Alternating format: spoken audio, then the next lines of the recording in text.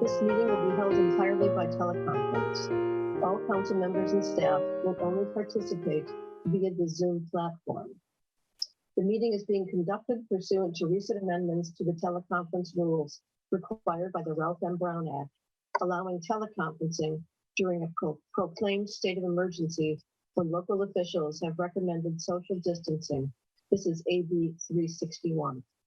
The purpose of the bill is to provide the safest environment for the public, elected officials and staff, while allowing for continued operation of the government and public participation during the COVID-19 pandemic. This meeting will be conducted via Zoom webinar, and live Spanish interpretation will be available within the Zoom platform. Members of the public are welcome to log into the webinar as attendees. During any public comment portions, attendees may use the raise your hand feature and will be called upon and unmuted when it is their turn to speak. The meeting will also be streamed on Channel 27, on Pacific Coast TV, and on Facebook at facebook.com/City of Half Moon Bay. You can also join by phone at 669-900-9128 using webinar ID 955-3561-4263. If joining by phone, use *9 to raise your hand and *6 to mute and unmute yourself. Now I'm going to invite Victor Hernandez to explain how to access the Spanish interpretation features. Thank you so much, Madam Mayor.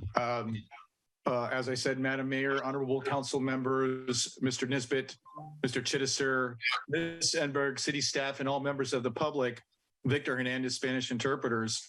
Les queremos ahora indicar a ustedes que los protocolos especiales de participación a distancia, esta reunión se celebrará íntegramente por teleconferencia.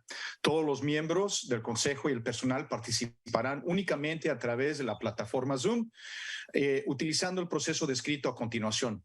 La reunión se lleva a cabo de conformidad con las recientes enmiendas a las reglas de teleconferencia requeridas por la ley Ralph M. Brown, que permite la teleconferencia durante un estado proclamado de emergencia cuando los funcionarios locales han recomendado el distanciamiento social AB 361.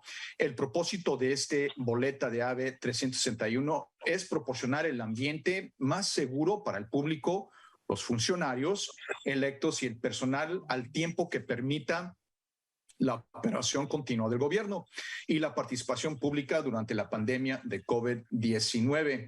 Ahora también les queremos dejar saber que esta reunión será interpretada totalmente en español, y para poder acceder el canal de audio usted tendrá que hacer clic en un icono de un globo, es decir, un mundo que aparecerá al fondo de su pantalla en la barra de tareas de Zoom, y después seleccione su idioma. También se puede unir por teléfono al 669-991-28, y si se une por teléfono, oprima la estrella 9 para alzar la mano y la estrella 6 para desilenciar. Muchísimas gracias. Thank you very much. Gracias, Victor. Spanish interpretation this evening will also be provided by Nicholas Guskovich. Welcome, Nicholas. Could we have a roll call, please? Councilmember Brownstone. Here. Councilmember Jimenez. Here. Councilmember Rohrbeck. Here. Vice Mayor Penrose. Here. Mayor Reddick. Here. You have a quorum. Thank you so much, Jessica. So we will now move on to public forum. If you would like to comment on items that are on the consent agenda or that are not on the regular meeting agenda, You can raise your hand and you will be called to speak. Thank you, Mayor. Our first speaker is Zoe Kirstine Tucker. Good evening, Mayor Ruddick, members of the City Council. I'm Zoe Kirstine Tucker, President of the Mid-Peninsula Regional Open Space District Board of Directors. I'm with you this evening to offer heartfelt thanks to your wonderful and outgoing City Manager, Bob Nisbet. Who knew when Bob became Half Moon Bay's City Manager in October 2018 that the bulk of his job would be steering the city through the COVID pandemic? And indeed, who knew the monumental societal changes that would take place as we sheltered in place, dealt with unprecedented isolation, worked from home, and struggled to find new ways to take care of family, friends, and our community. Bob's expertise in crisis management was unparalleled, as he quickly built a strong rapport with staff, council members, and the public, and proceeded to oversee and implement programs and capital improvement projects, such as the update of the city's local coastal program and general plan, the Highway 1 safety crossing at Main Street and Higgins Canyon Road, Poplar Beach access improvements and trail relocation, the park's master plan, including the initiation of improvement plans for Carter Park and Smithfield, all during the time of COVID, just to name a few. For Mid-Penn, it was just plain lucky that Bob came from the East Bay Regional Park District at the time that the district was working with city staff and the Peninsula Open Space Trust on a historic trail and parking partnership at the train depot and Johnston House site and surrounding Johnston Ranch. This partnership will provide safe bike ped access from downtown Half Moon Bay to the coastal trail to the west, and provide for future trail opportunities to nearby open space and parklands protected by Mid-Penn, Post, and state parks to the east and south. This project is a perfect blending of open space protection, agricultural preservation, and regionally significant recreational amenities. A perfect capstone to Bob's tenure with the city of Half Moon Bay. With a dedicated and talented staff, a 5-year capital improvement plan, and a stable budget, Bob leaves the city in great shape to continue to prosper into the future.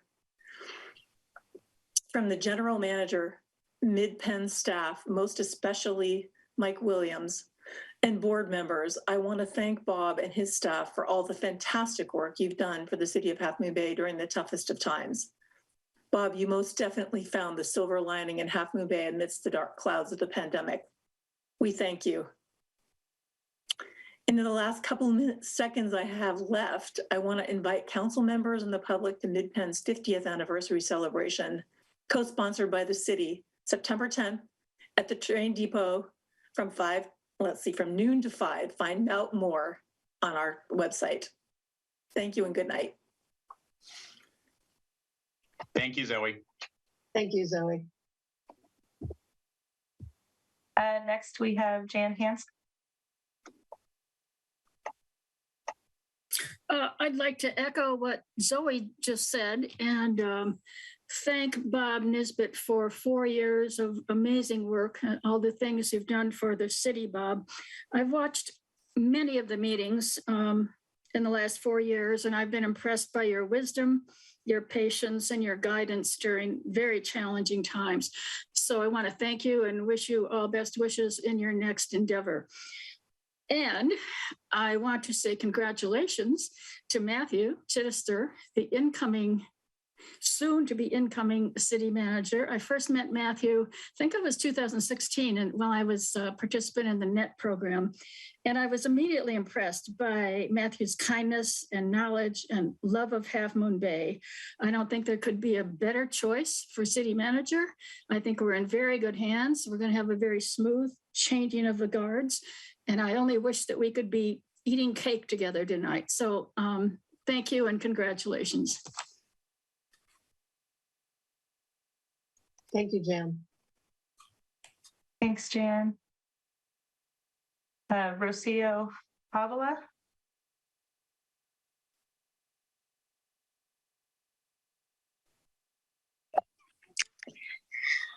Good evening, council members. I wanted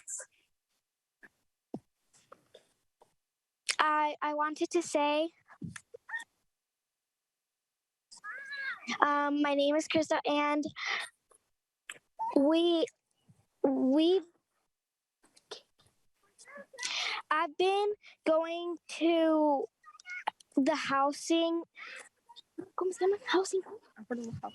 For the affordable housing, and I wanted to say that is really hard for me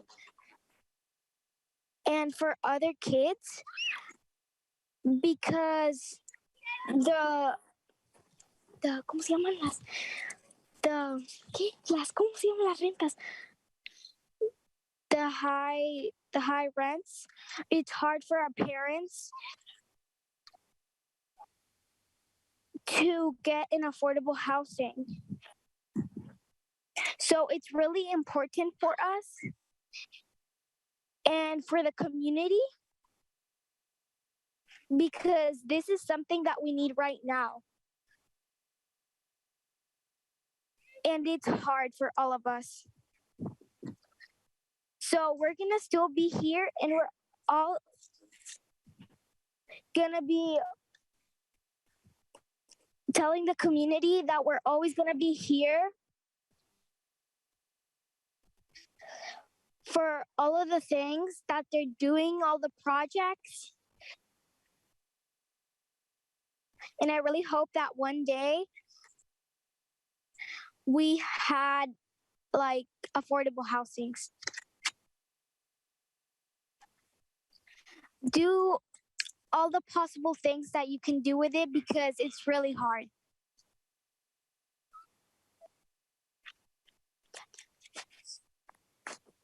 Thank you.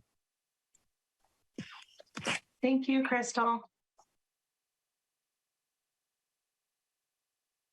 Kathleen Brennan. Good evening. I'm Kathleen Brennan. I'm the Water Resource Analyst for Coastside County Water District.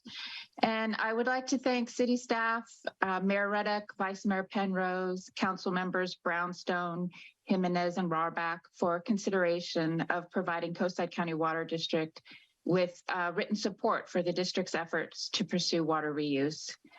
The California State Water Resources Control Board has a goal to increase the volume of water reuse during the next 10 years. And the state reported in 2021 that 732,000 acre feet of recycled water was produced and used for an approved beneficial use in California. And earlier this month, Governor Newsom announced a goal of 1.8 million acre feet of water reuse per year in California by the year 2040.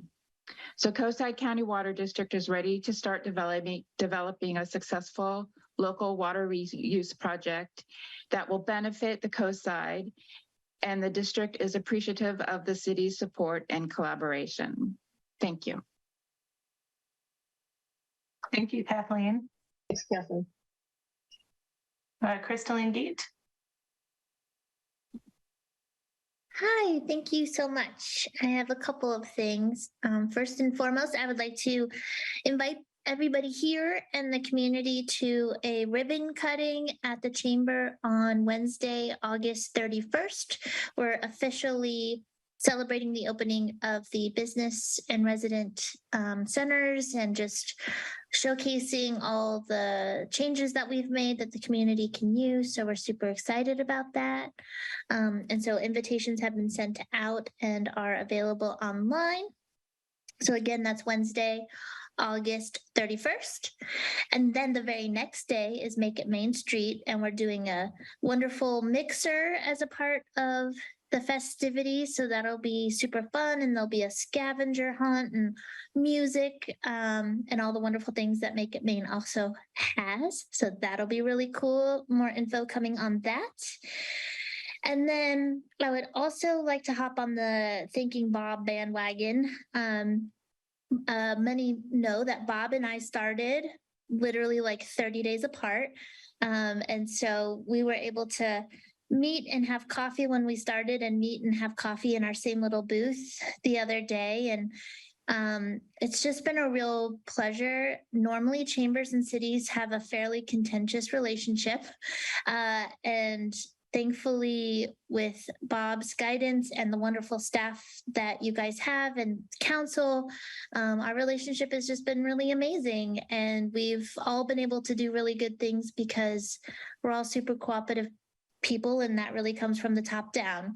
So excited that Bob is going on to a place that he will love as much as Half Moon Bay, and look forward to when he makes that Highway 1 trip up north and can visit us and all of that. But congratulations, and just it's been a real pleasure working with you on all these different projects. Thanks, Chrislyn.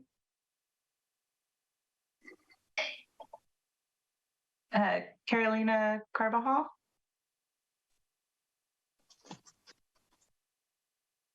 Buenas tardes. Buenas tardes, señor. Habla Víctor Hernández. Soy el traductor aquí de español. ¿Cómo está? Quisiera.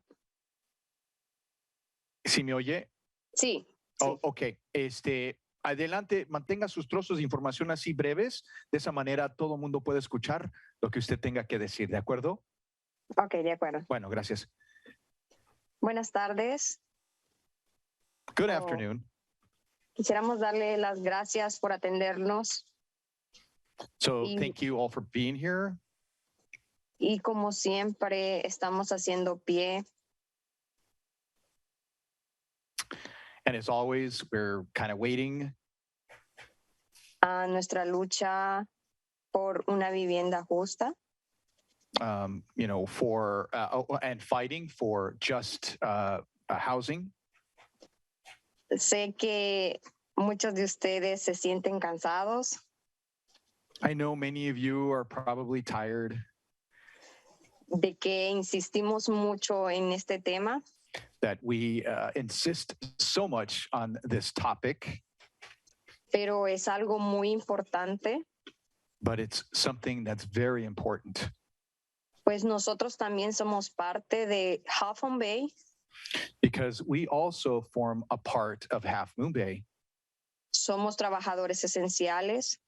We are essential workers. Pagamos nuestros impuestos. We pay our taxes. Tratamos de ayudar a la comunidad y apoyarla. We try to help the community and support it. Así que sería un gran gusto para nosotros. So it would be a great pleasure for us que siguieran atendiendo nuestro llamado. To have you continue to listen to our call. Acerca de las viviendas justas para los trabajadores esenciales. In regards to just living for essential workers. Somos una gran población en el pueblo. We are of great populace here in town. Que estamos haciendo una lucha por una vivienda justa. That we are all fighting for this just housing. Les agradecemos mucho y por favor, tómennos en cuenta. We thank you very much and please take this into account. Muchas gracias. Thank you so much. Gracias, Carolina. Bill Balson.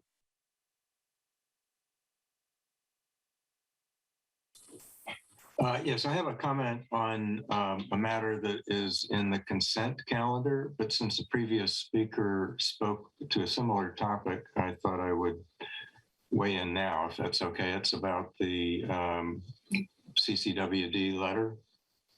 Yes, go ahead. Okay. So the proposed arrangement between CCWD and Half Moon Bay seems to put the cart before the horse. CCWD is not a formal stakeholder in the joint powers agreement between the city and its business partners in Montera and Granada. The first order of business is for the JPA to do what it should have done 5 years ago, plan, fund, and build a water recycling plant at SAM. The economics underpinning the 2017 SAM recycling plan are still viable. water users can pay for the recycled water. Only the city's intransigence in suing its partners stands in the way. There appear to be no legal impediments other than those under the city's control. Upgrading SAM to recycle its effluent pays for itself and protects the environment. Every gallon recycled is a gallon of effluent that is not put into the ocean. Over 1 million gallons daily average are lost every day. This travesty needs to stop.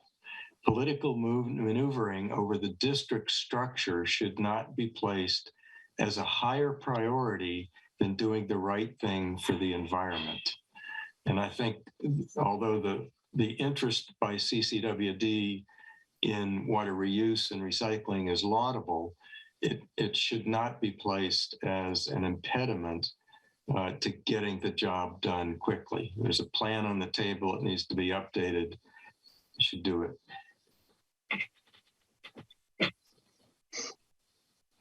Thank you, Bill. That concludes public forum, Mayor.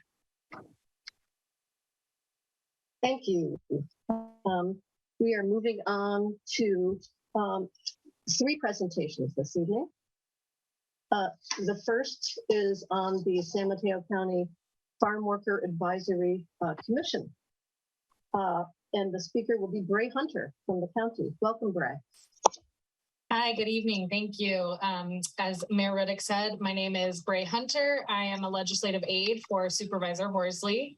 And I'm here this evening to go over the brand new San Mateo County Farm Worker Advisory Commission. I will try and make my presentation quick as there are many other things to get through this evening. So some brief background on why this commission is being brought. So although we all know farm workers have always been essential to our community, our economy, and our ability to have food on our tables, COVID-19, as it did with a lot of things, brought into a much harsher light the inequities that our farm worker communities deal with. So in coordination with Ayudando Latinos a Soñar, ALAS, and Puente de la Costa Sur, as well as the Farm Worker Affairs Coalition. In coordination with those groups, we had the supervisor's office met directly with farm workers throughout the past 2 years. We had 2 South Coast meetings and 2 Half Moon Bay Mid-Coast meetings. And it really became apparent from those conversations that the best advocates for this community would be members of the community themselves. So we began researching best practices and how other jurisdictions have assisted their farm worker communities. And really what we found out is that San Mateo County is really leading the way. Other places have similar programs, but this is truly the first commission of its kind in the state. So the purpose of this commission will be to advise the Board of Supervisors on policies and initiatives relating to farm workers, provide outreach and support to the farm worker population, increase visibility and understanding of relevant issues, to serve as a forum for the farm worker community, to work with existing advocacy and service organizations, and to advocate for the farm worker community. The membership will be 4 farm worker members, 1 farm worker family member, so that could be somebody's sister, somebody's spouse, somebody's daughter, their mother, 3 members from community-based organizations. These don't have to be from a specific organization. It's any of the community-based organizations that help out with farm workers. And then 1 member from the agricultural community who is not a farm worker, so that would most likely be a farm owner, as well as 1 member from the Agricultural Advisory Commission. Now, with all of these seats, we are going to have a focus on diversity as well as geographical distribution. So we don't have exclusively people from the South Coast or exclusively people from Half Moon Bay and the Mid-Coast, as well as a demonstrated interest in the mission of the commission, which is to serve farm workers. So as of right now, the only duties this commission will have is to meet at least 6 times per year. They could meet more if they would like to to report to the board at least annually and to prepare an annual work plan. This commission, the intention is really for them to decide what issues they want to tackle. Oh, I think I may have missed a slide there.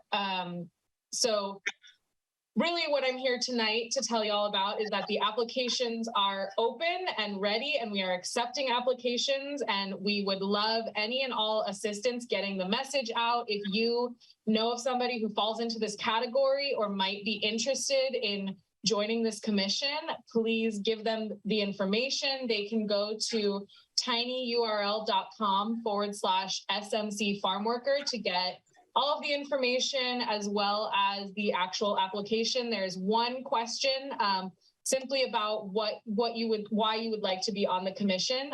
We also have, if needed, translation services in Spanish as well as Mandarin. And I'll put my email in the chat as soon as I'm done, just in case there are any questions.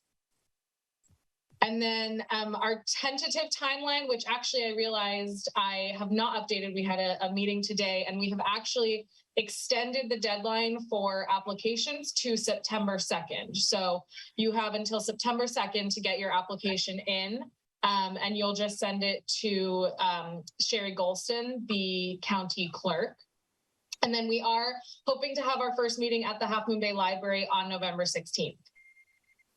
So again, if you would like any more information, the webpage is on the county executive office, under the county executive's office page on the county website, or you can go to tinyurl.com/SMC farm worker.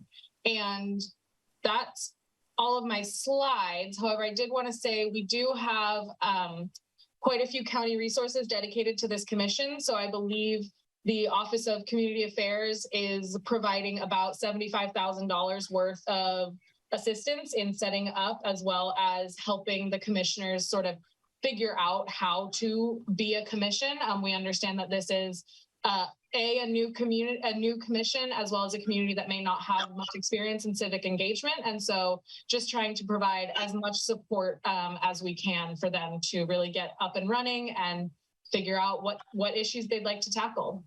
So with that, if there are any questions. Very exciting initiative. Glad to hear about it. Are there any questions for Bray? Vice Mayor? Yes, I wondered how one gets an application. So if you go to that webpage, which I can put the link in the chat as well. I also believe I don't have that, I don't think, do we? Oh. Yeah, no. Okay, I can send some of the information to Jessica to perhaps distribute to the council. That'd be great. And then other than that, the application is available online at that tinyurl.com/SMC farm worker. And you can put that in the chat. So we don't have the chat enabled for our meetings, but we have included the information in our last few issues of e-news, and I have it. So if anyone would like that information, feel free to email me, jblair@hmbcity.com, and I can provide you with the information.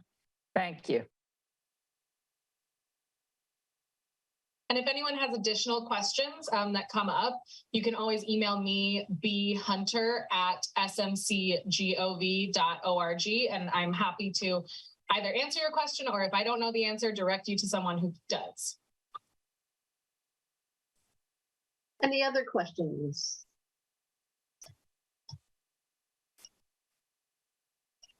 Seeing none, I'll just say thank you very much for coming out and well, actually coming on Zoom and telling us about the program. I think it's been out in not just community e-news, but I know that people have put it out on their networks too. So that's good. Great. Thank you so much for having me. Yeah, great. Have a good evening. Our next presentation is from the California Department of Insurance, and that would be Mary Beth Bykowski.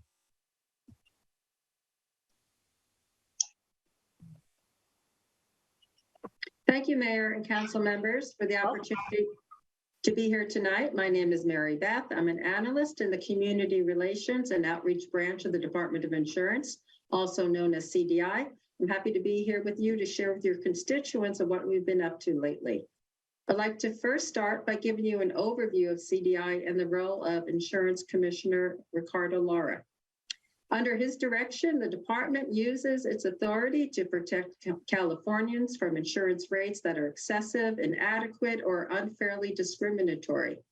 We make sure insurance companies have enough funds to pay for claims. We set standards for agents and broker licensing. We perform market conduct reviews of insurance companies, ensuring they are compliant and in good standing, and we resolve consumer complaints and investigate and prosecute insurance fraud. The one thing we cannot do, however, is require or compel insurance companies to sell insurance to a particular person or community. So we are using every tool available to improve insurance for Californians because California's devastating wildfires are a call to action. These last 3 years, after some of the most devastating wildfires in our state's history, we have prioritized meeting with the wildfire survivors affected by wildfires across the state because it is no longer just a Northern California issue, it is a statewide issue. Throughout this time, we've met with more than 25,000 people in 40 counties and held 60 events specifically to hear all the concerns about both availability and affordability of homeowners insurance, because we needed to take it all into consideration as we looked for solutions. Learning from the public and our first responders, the commissioner started working with the legislature on laws that helped wildfire survivors. This includes increasing payouts and benefits such as coverage for evacuation expenses and extensions to ALEs, those are the additional living expenses, as well as increasing coverage for building code upgrades. If consumers were experiencing losses, they should receive the benefits they paid for their coverage. We also implemented a law the commissioner wrote while in the Senate, giving temporary protection to more than 4 million residential policyholders in areas that the governor declared a wildfire emergency. This law gives a 1-year moratorium on insurance companies canceling or non-renewing residential insurance policies, regardless of whether you suffered a loss. This helps give people security while stabilizing the markets, such as after the CZU Lightning Complex fire in 2020. Additionally, we increased the non-renewal notice insurers must give from 45 days to 75 days, allowing more time to find alternative insurance following a non-renewal. We also ordered improvements to the FAIR Plan. As you know, the FAIR Plan is the insurer of last resort. What you may not know is the FAIR Plan is not a state agency, nor is it a public entity. It is a fire insurance pool comprised of all insurers doing business in California. The FAIR Plan was established by statute in August of 1968 in response to the Watts riots. When Commissioner Lara took office, the FAIR Plan's coverage limits had not increased in decades, while the Consumer Price Index had doubled over that time. He ordered increased coverage limits for both dwelling coverage and commercial policies, giving people twice the coverage they had before. In addition, we worked with the legislature to authorize coverage for farms, wineries, and other agricultural businesses, which were previously prevented under law from accessing the FAIR Plan.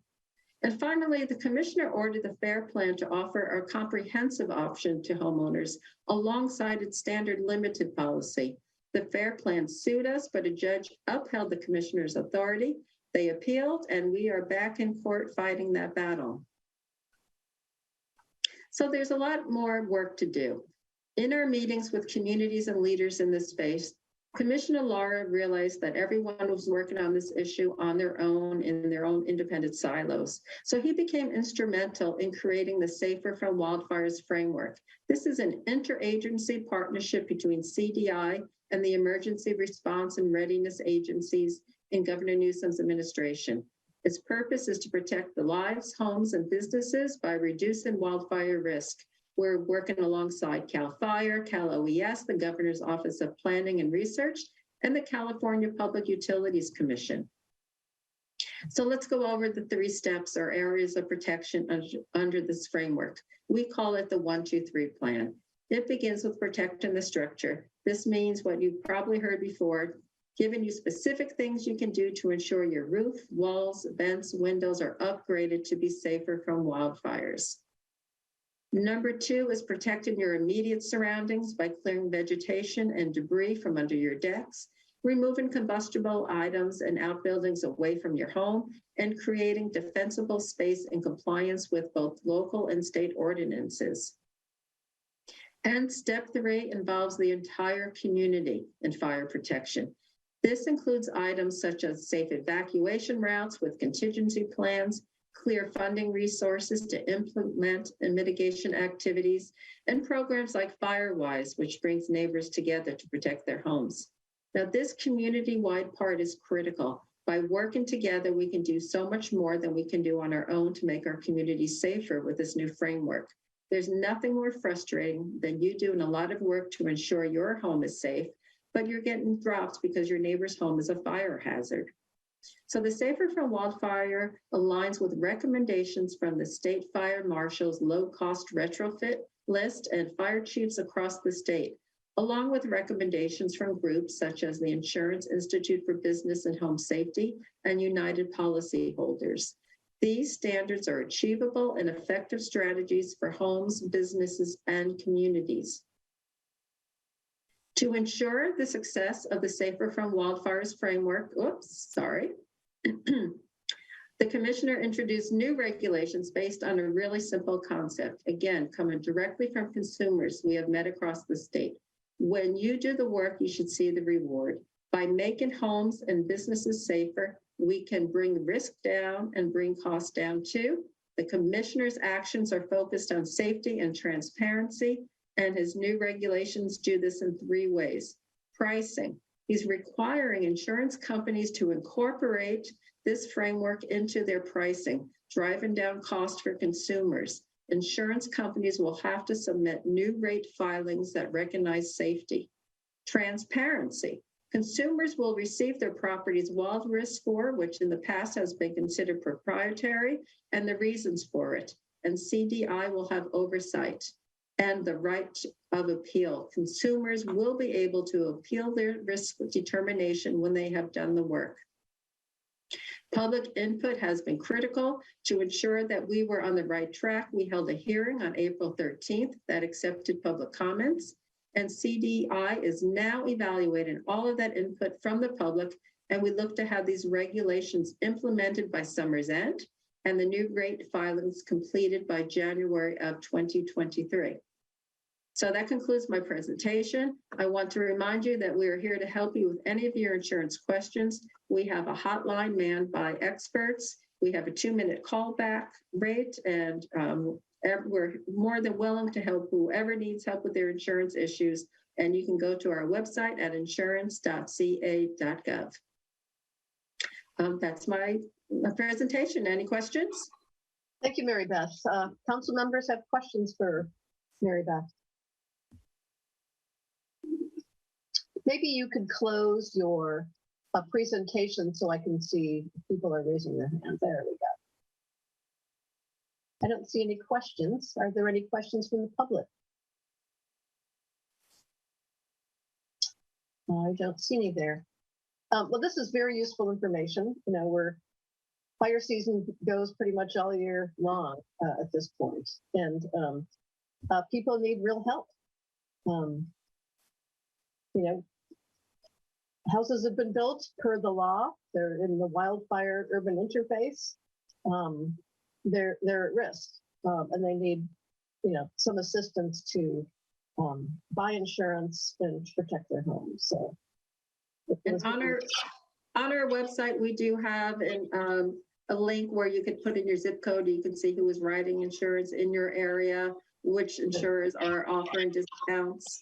We currently have about 19, and by the end of this, by the time the regulations go into effect, all insurers will be offering discounts. That's good news. Well, I don't see any questions out there, so I'll just say thank you for taking the time to come on down, and we appreciate it. Thank you. Have a good evening. Our next presentation is the Mid-Coast Community Council update. Do we have Claire Toutant for minutes. Madam Mayor, members of council, I do not see Claire or anyone from the Mid-Coast Community Council here tonight. So there really is no report. Councilmember Rarbeck was at the meeting, and so if he has some comments, you can certainly see if he wants to make any comments. But I will just say that Jeff Essex from El Centro de Libertad did make a great presentation to them because we are in the process of expanding the CARES program to go beyond the city limits to serve. So that was definitely a highlight of the meeting. But I don't see Claire, I don't see Greg or anyone else, and I'll just turn it back to you and see if there's any comments from your colleague. Harvey, do you want to talk about the meeting? Very briefly, I think the MCC really didn't know anything about the CARES program. So it was an educational effort that I think was appreciated. I think they learned a lot, and it really went over well. So that's what I learned from that meeting. Good news. Okay, well, I'm sorry no one's here, but we're going to move on to mayor's announcements of community activities and community service. I do have one announcement about an event tomorrow. It's tomorrow, Wednesday, August 17th, 4 to 5 p.m. at Senior Co-Siders, 925 Main Street. Through funding from the San Mateo County Office of Sustainability, Senior Co-Siders has made improvements in purchased equipment to create a community resilience hub to provide a safe haven for vulnerable community members in case of smoke and extreme heat.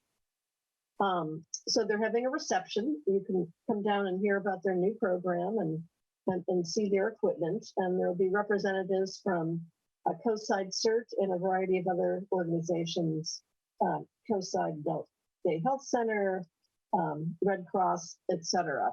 So it's probably a good time of year to get familiar with the offerings of the Senior Co-Siders relating to protecting our most vulnerable.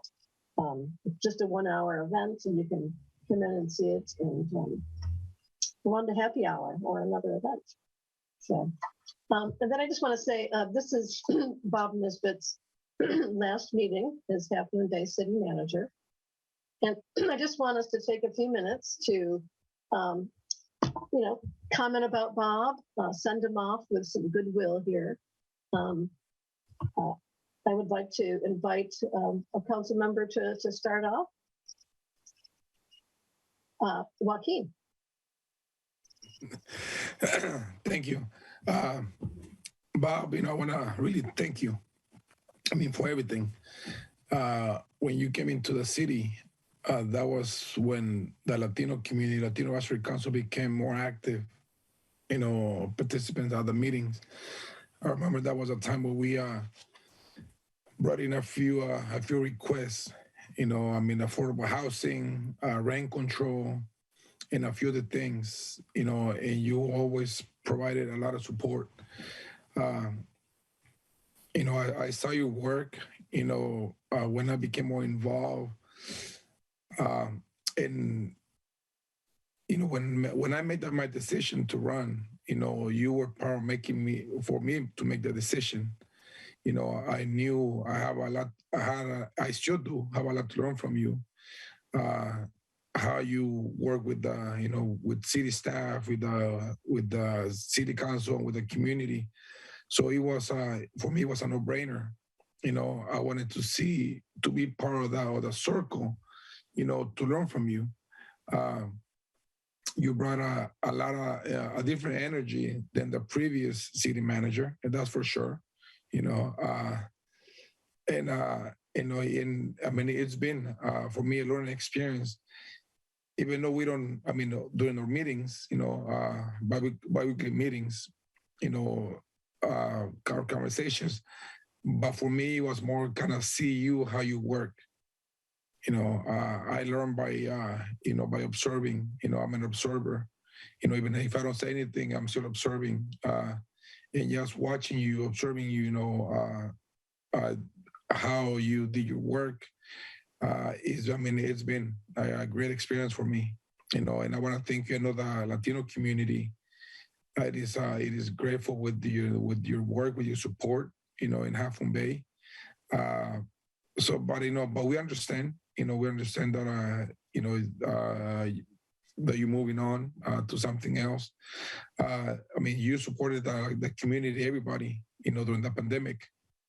It was, great leadership, all across the board. The decisions that were made by the city, decisions were made by the city staff, how we kept our community safe. You leading, the rest of the city staff, kept a lot of us safe, and you gave us opportunity for a lot of us to engage, on our civic duties, to keep our community safe. There was so much support that came from the city to everybody else that is, that's just great skills of leadership, and that just speaks a lot about who you are, a great leader, and, moving forward, a recommendation or, for Matthew, who I know Matthew has been, very lucky to work with you, and I'm sure he learned a lot of things from you, and just continue on the same path, move the city forward, into a lot of great things, because the city of Half Moon Bay has accomplished a lot of great things, since you came on board, there's been a lot of great things happening in our community. And we know that, that the people like that we pay attention, we know what's going on. We know it's not easy, change is not easy for anybody. A lot of people can go without change for years, but, change is here, and change is moving forward. And that has a lot to do with, your leadership in our community. So I want to thank you. Thank you, Joaquin. Vice Mayor.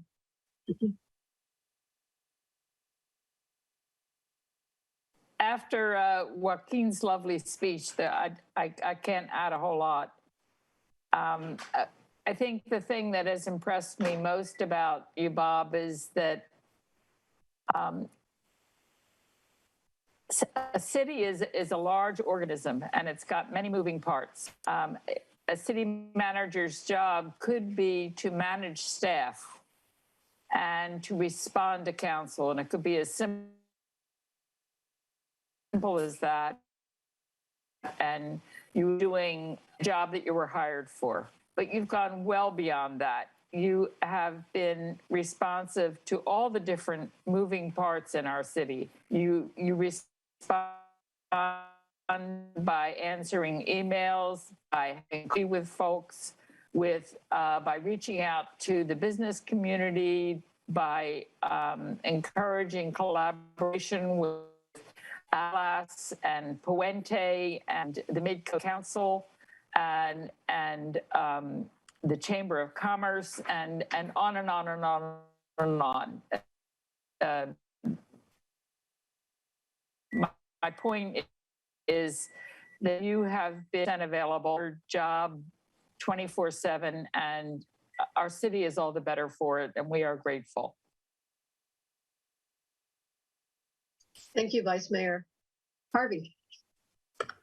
City manager has three constituencies. He has to deal with the public, which is extremely important. He has to deal with staff, which is obviously very important. And lastly, he has to deal with the city council.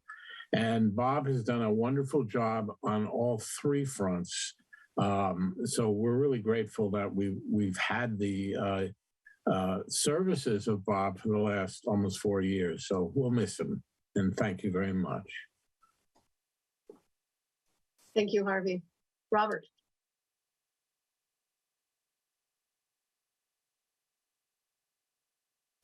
You're muted. For me, this is definitely both a happy and sad moment in the sense of seeing Bob leave, but happy for the fact that he's going to a wonderful place and have some new experiences and adventures, and he'll be as valued in his new position as he has been here. And Bob started just a little bit before I took office, I remember. And, I'd watch Bob speak, and, right from the get-go, not only did he know what he was talking about, but he was just amazingly eloquent. He just could be concise, very clear in explaining complex issues. Didn't fill his speech with lots of uhs, does that. Wow. He was like he was a graduate of speaking school. I mean, he was a Toastmasters expert. I mean, I was just really impressed, especially since he was new and seemed to, quickly grasp so many of the issues and relationships. And then to echo some of the points that were brought up at the beginning by Zoe during public comment, then we were hit with some of the most, in terms of the pandemic, George Floyd. I mean, these are some of the most volatile, uncertain, ambiguous times I think any of us have ever experienced. And, Bob guided the ship of running this city through so much controversy and pain and, all the things that happen to, can happen to a city. Loss of revenue, continuing to provide services. We had furloughs, we lost some staff, and always had this very calm demeanor, even though I know, Bob, you weren't necessarily feeling calm inside, but you created that space, for people to have different views. You're patient, amazing outreach to the public. I mean, I don't think a lot of the public is aware of just how many conversations that Bob would have with individuals, whether, council members send Bob an email and say, don't worry, I'll get in touch with them and explain this. If people had some controversial issues they want to talk about, Bob would always welcome, hey, why don't you come over and we'll talk about it. And he would explain whether it's the budget, whether it's services. So, I think we were very fortunate, and you did guide us through a very tough few years that we're just coming out of. We did have huge budget cuts, but you really helped us not only keep a balanced budget and continue as many projects that needed to be continued, but you really had the trust and affinity with staff. So, we have a very hardworking staff, works long hours, way beyond the call. And I think a lot of loyalty from staff. And to Harvey's point, balancing all that with the politics of city council people and communicating with so many different agencies, whether it's county, federal, state, really amazing. And to Joaquin's point, I learned a lot from you, and you were willing to, mentor me on not just how to run a city, but how to move through, political situations and parliamentary knowledge that you had of city council deliberations. So not only do I count you as a colleague, but as a lifelong friend. So I know we'll be in touch, and I'll miss you. And thanks for everything. Thank you, Robert. I just want to say, Bob, you have been a great city manager for Half Moon Bay. And I should know, I've hired a few. So I have quite a bit of experience there. I've seen a lot for 30 years, and I think you've done a great job. You were just what the doctor ordered. The right guy at the right time. And, there was division and some hostility, between City Hall and the public. And when you came aboard, all that changed pretty quickly.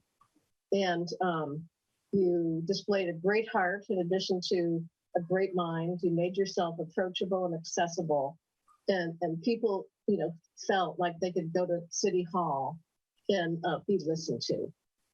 And one of the things that I think really stands out about Bob for me is he would always spend time thinking up a solution. His wheels were always turning.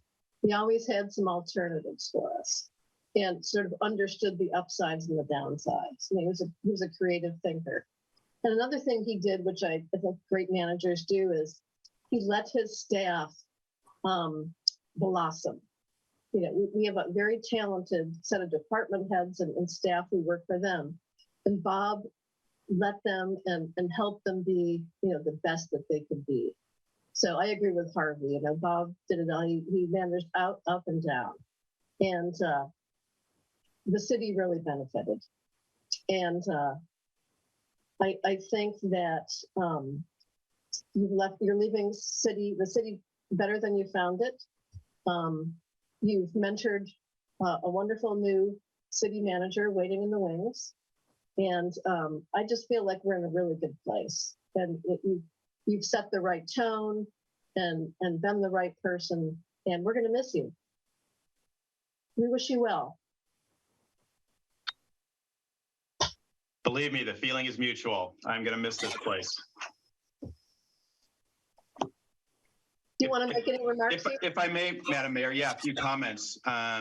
First, thank you to all five of you for those very kind words, unexpected tonight and from the heart, and I really appreciate it. It's really just amazing to hear those kind of things from people you really respect. So thank you. Thank you to the council, the community, staff for allowing me to serve as city manager for almost 4 years. It really has been a pleasure and a privilege. So maybe I have a couple stories maybe I'll tell that underscore the experience here and some of the things I've heard. So on the mayor's comments about hiring a few, and so this is one of those stories, I can't really tell until this week, or maybe I told a couple people, but probably shouldn't have. But it's one of those stories. So not many people know that, there was a recruiting firm for this position and they were doing their normal job, and a recruitment firm, they get all the applications and the resumes and they, put them into piles, I suppose, or whatever. The A pile, the B pile, the C pile, and then they go to the council and, and say, okay, here, here's what I think about these, and these ones didn't quite make the cut. So, but fortunately, they did show the council all the resumes down to the C pile, apparently.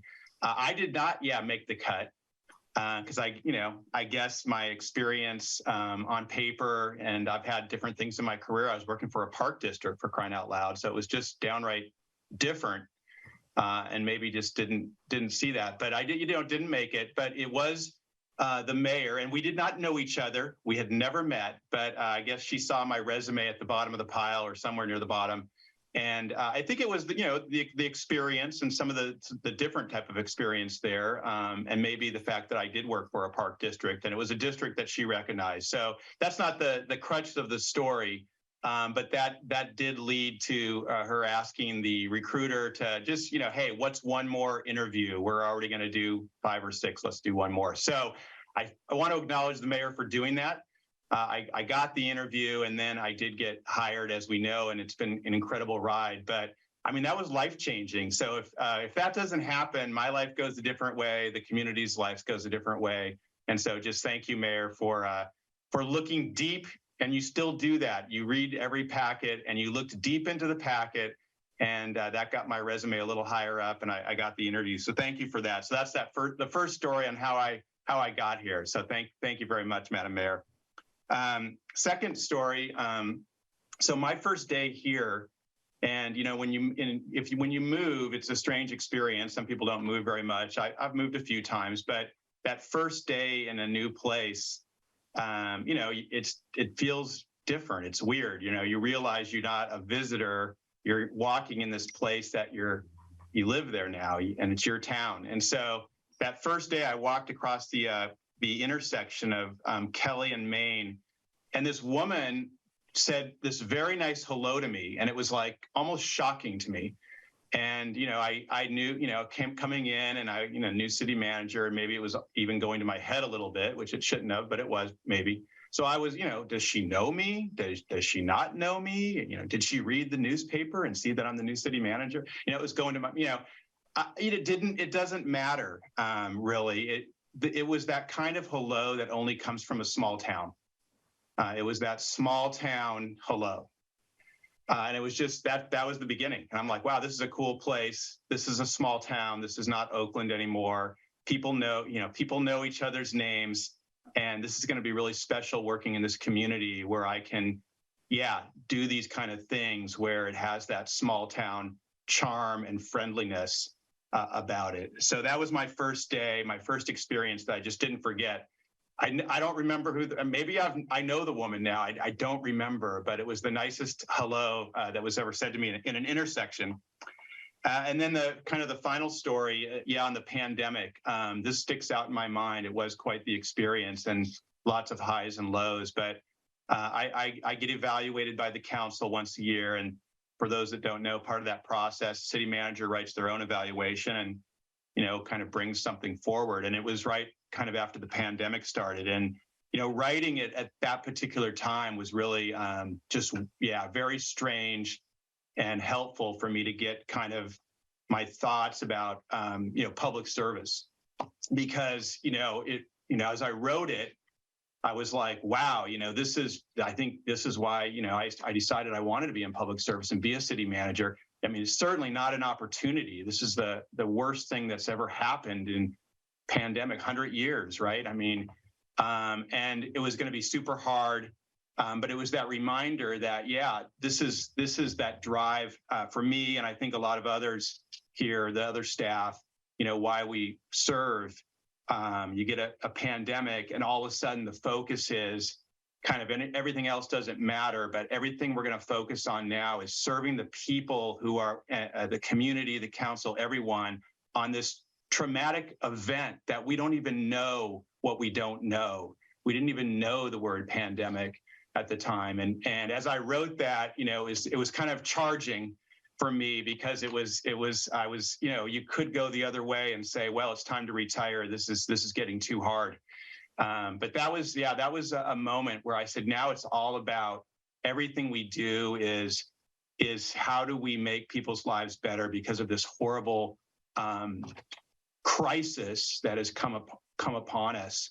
And so that was just really a driver and was a reminder. I always would go back to what I wrote during that self-evaluation when things got hard and to keep it going, because that really has defined my career here to some degree and the last 3.5 years. I mean, we just can't just sweep that away. It was what it was, but we are coming out the other side.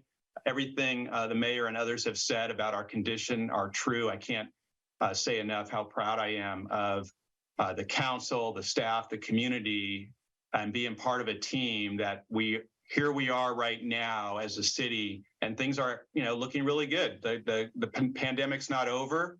It may never be in a sense, but I think the city's in a really good place because of decisions that we collectively made when the time got tough to go back to the basics of why we do this and give to the community. So that's my third story. And then finally, probably the thing I'm most proud of, and I can't really take credit for it, but as I see the agenda tonight, and a comment was already made, I think also by the mayor, but there is an item 3E coming up on the agenda. And, this I learned, as I watch other cities, this is not a given. Cities go through transition, city managers get fired, city managers jump around. There's a big business for recruitment firms out there to hire city managers, and it's hard on organizations, and it's really, I just can't say enough how devastating it can be to watch cities who are struggling, and as a student of city management to want to reach out to that city and say and almost help them. But so what I'm proud about, but I can't really take a lot of credit is the transition we seemingly are going through tonight, and we're about to go through, and the fact that we do have the talent here and we put ourselves in a position for the next person up approach. And so, yeah, that, as we know, the person who's on the agenda was here before me. That's why I can't take credit for it, but him and I did enjoy an incredible relationship. And so that is just something that sticks out in my mind. And I'll remember as I go to Goleta, that's almost the important thing. The most important thing I can do for Goleta is try to do something similar, because I will retire in you know, whatever, sometime. But that is just critical to help leave the city and not leave like not knowing what they're going to do. I would be really guilty leaving if we didn't have this set up. So I'm really proud about that. I may raise my hand and speak as a member of the audience when we get to that item, because I cannot recommend strongly enough that the council adopt item 3E. So those are my comments, and thank you for all the kind words. That was really nice to hear from the council and the community as well. Really appreciate it. Really touching.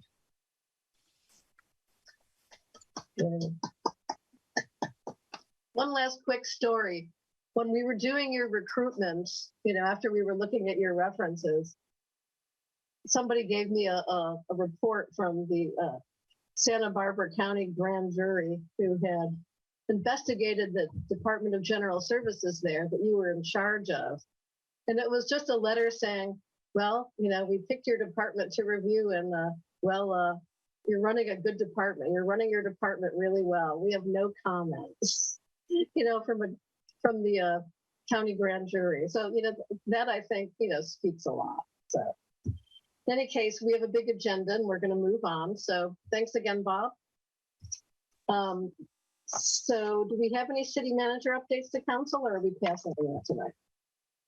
You know, we do have a couple, and I can see them coming up. They're fairly brief. It looks like I'm going to turn it over to Maz, our city engineer. Is that correct? Yes. Thank you, Bob. Thank you, everyone. Maz Bojagini, I'm city engineer with Half Moon Bay. I have a couple of brief updates tonight. Hope everybody can see my screen okay. Oops, sorry. So the first item, wanted to do a brief update on the Russo Francais Highway 1 intersection. So just wanted to let folks know that there's been a lot of questions about this intersection. We've done some outreach and discussions on some of the capital projects in the area. And what I wanted to do was just provide a little bit of high level insight onto what has transpired and what we're trying to do here. So as far as the big picture, the intersection in question comes into play when we're talking about our network of trails adjacent to Highway 1. There's been a big effort on the increase of segments on the east side of Highway 1 to reduce the amount of crossings needed. And so one of the areas that we are talking about is this segment 2, which butts up right against Russo Francais. And so the intersection itself actually is tied to that project. As we are looking to build out our networks, for example, we have the section from Main Street to Spindrift, that's part of the Highway 1 North project. This is one of the last segments on the east side, on the north side of the city limits, that is discontinuous segment. So right now, folks would have to cross or use the shoulder to navigate their way. And so with this project, there was a potential for the intersection to come into question from Caltrans. As folks will know, any improvements on the East Side Trail has been within the Caltrans right-of-way and is subject to their conditions. And so what's happened is that with anticipating that we do have a non-standard intersection under current conditions, that the state will most likely require some sort of improvements to happen. And so as part of this trail project, we would be doing some alternatives analysis and take a closer look at the intersection to see what improvements, if any, would be required. And so that's where that intersection came into play. And I just wanted to highlight that a little bit. Where we are currently is we've been seeking grant funding opportunities. We've applied for the Active Transportation Program. which is a semi-annual statewide call for projects for funding. And we're also on the final House Appropriations bill through Jackie Spears' office, hopefully to get some funding to start environmental and design work on this project. So that's it for this quick update. Are there any questions? No, but thank you for it. My pleasure. And the next one is a really quick one. Just a real quick update on our e-bike survey.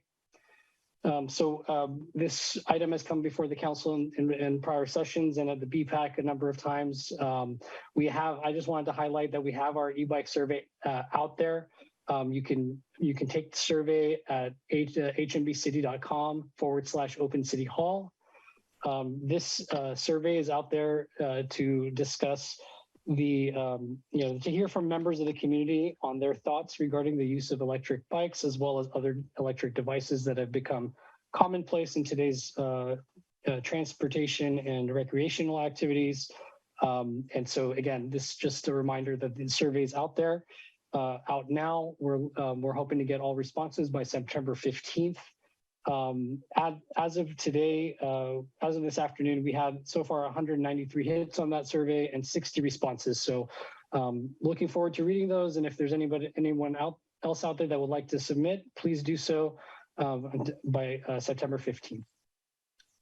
Also just wanted to highlight that we do have some posters currently out positioned in the community close to the trails with a QR code that you can scan and take it if somebody's out there and it piques their interest. So we'll be doing, we've done e-news updates and we'll probably do another one or two before that. So that's all I have for the updates. Thanks much, Miles. Are there any other updates from other staff members? No, okay. So we're moving on to report outs from recent closed session meetings, and I believe there aren't any. Correct, Madam Mayor. The council has met in closed session recently, August 3rd and August 12th, to discuss city manager appointment and to provide direction to labor negotiator. And of course, the result of that direction is item 3E, appointment of city manager. So we'll get to that later on this evening. Great, thanks so much. Could we have a motion and a second on the consent calendar, unless you have items you'd like to pull? If not, a motion, and please read the headlines on those items. I'm happy to make a motion. I move that we adopt the consent calendar. Item 1A, waive readings of resolutions and ordinances. Item 1B, accept warrants for the month of July 2022. Item 1C, re-ratification of a resolution to continue holding public meetings remotely. Item 1D, receipt of legislative position letter. Item 1E, adoption of updated records retention schedule. Item 1F, quarterly financial report for the fourth quarter of fiscal year 2021-22.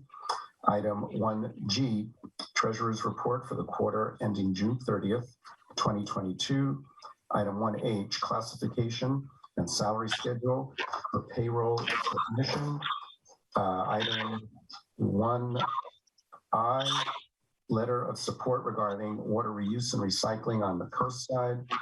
And item 1J, purchase of an all-new electric Ford F-150, as long as I get to ride it in once in a while. Thank you. Get a second? Second. Roll call, please. Councilmember Brownstone, Yes. Councilmember Jimenez, Yes. Councilmember Rohrbach, Yes. Vice Mayor Penrose, Yes. Mayor Reddick, Yes. motion carries. Thank you. So item 2 is ordinances and public hearings, and we do not have either of those this evening. We're moving on to item 3, resolutions and staff reports. And item 3A is Pumpkin Festival 50th Anniversary Commemorative Mural. Would that be you, Matt? That will be me. Thank you, Madam Mayor. And Jessica, if you could bring Julie over as a panelist. I've seen her in the audience. She's here. Thank you. very excited to be sharing this presentation tonight. As you know, Victor Gaitan, who was an analyst in community services with us for the last 3.5 years, great employee, great asset to the community, lives in the community, but has taken a position in Redwood City, and we wish him the best of luck. But he teed up this project and did an incredible job, and I get to reap all the benefits of seeing it through the end. So I just want to provide a little bit of background, and then we'll be introducing an artist. So first and foremost, I just want to give a little bit of background on the Pumpkin Festival. I think most of us know all about it, but it was founded in 1971, and it was really founded to raise money to beautify and preserve the historic downtown, which apparently had become a little bit ragged and worn down at that time, and needed a little bit of help. And over time, of course, the festival became more and more popular, and it's now a very, very lucrative fundraising opportunity for our local nonprofits, and really key to their operations and many of the services that our community benefits from. And it's now considered one of California's oldest, biggest, and most popular festivals. And we know everything that entails, the events and the activities and the music and the Great Pumpkin Way Off. It's really a staple of our community, and sadly, was something that we had to forego the last several years because of the pandemic. But we're really excited to be celebrating the 50th anniversary of the Pumpkin Festival. So as we've been meeting with the Pumpkin Festival organizers, which is the Main Street Beautification Committee, a committee of really dedicated community members that have been working on this, many of them since the beginning, and others have come on along the way. We knew that the city wanted to do something to really commemorate and honor this really special event in our community's history. And our Public Works Director, John Dowdy, happened to be back east in the Midwest visiting some family, and stopped at a town in Ohio that apparently our city used to have a nice little rivalry with around the Pumpkin Festival, but they were celebrating their 100th, and they had done a really beautiful community mural. And he shared it with us in a meeting, and we all realized that is exactly what we want to do to commemorate this incredible event.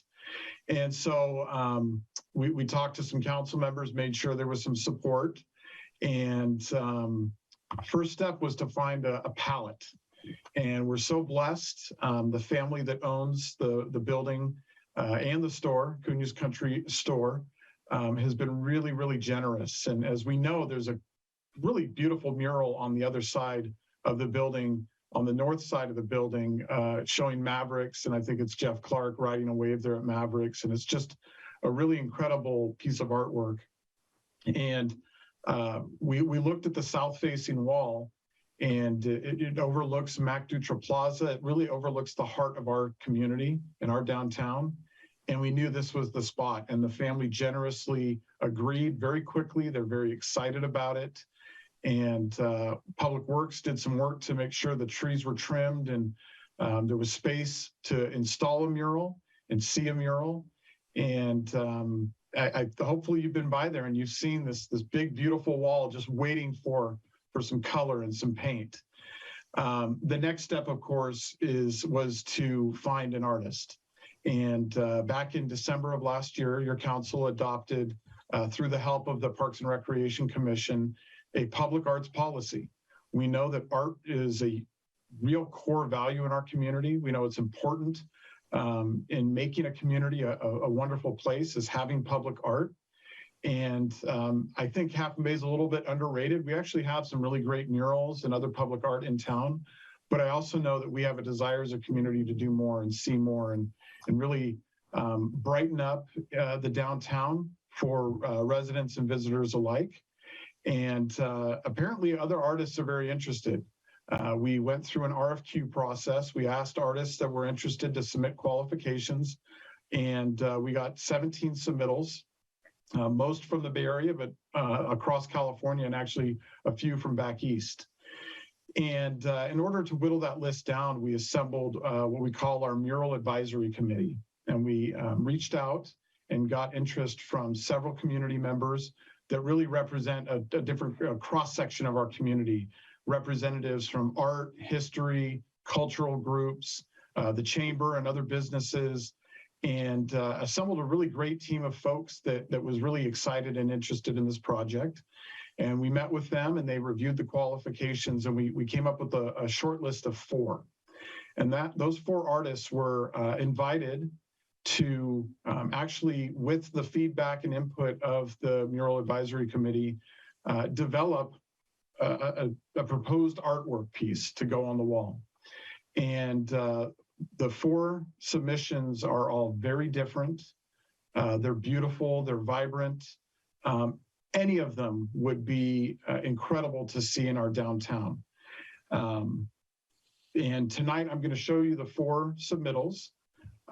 Following receipt of those submittals, the advisory committee developed a recommendation for the artist that they wanted to, or the artwork that they wanted to see recommended to be put up here.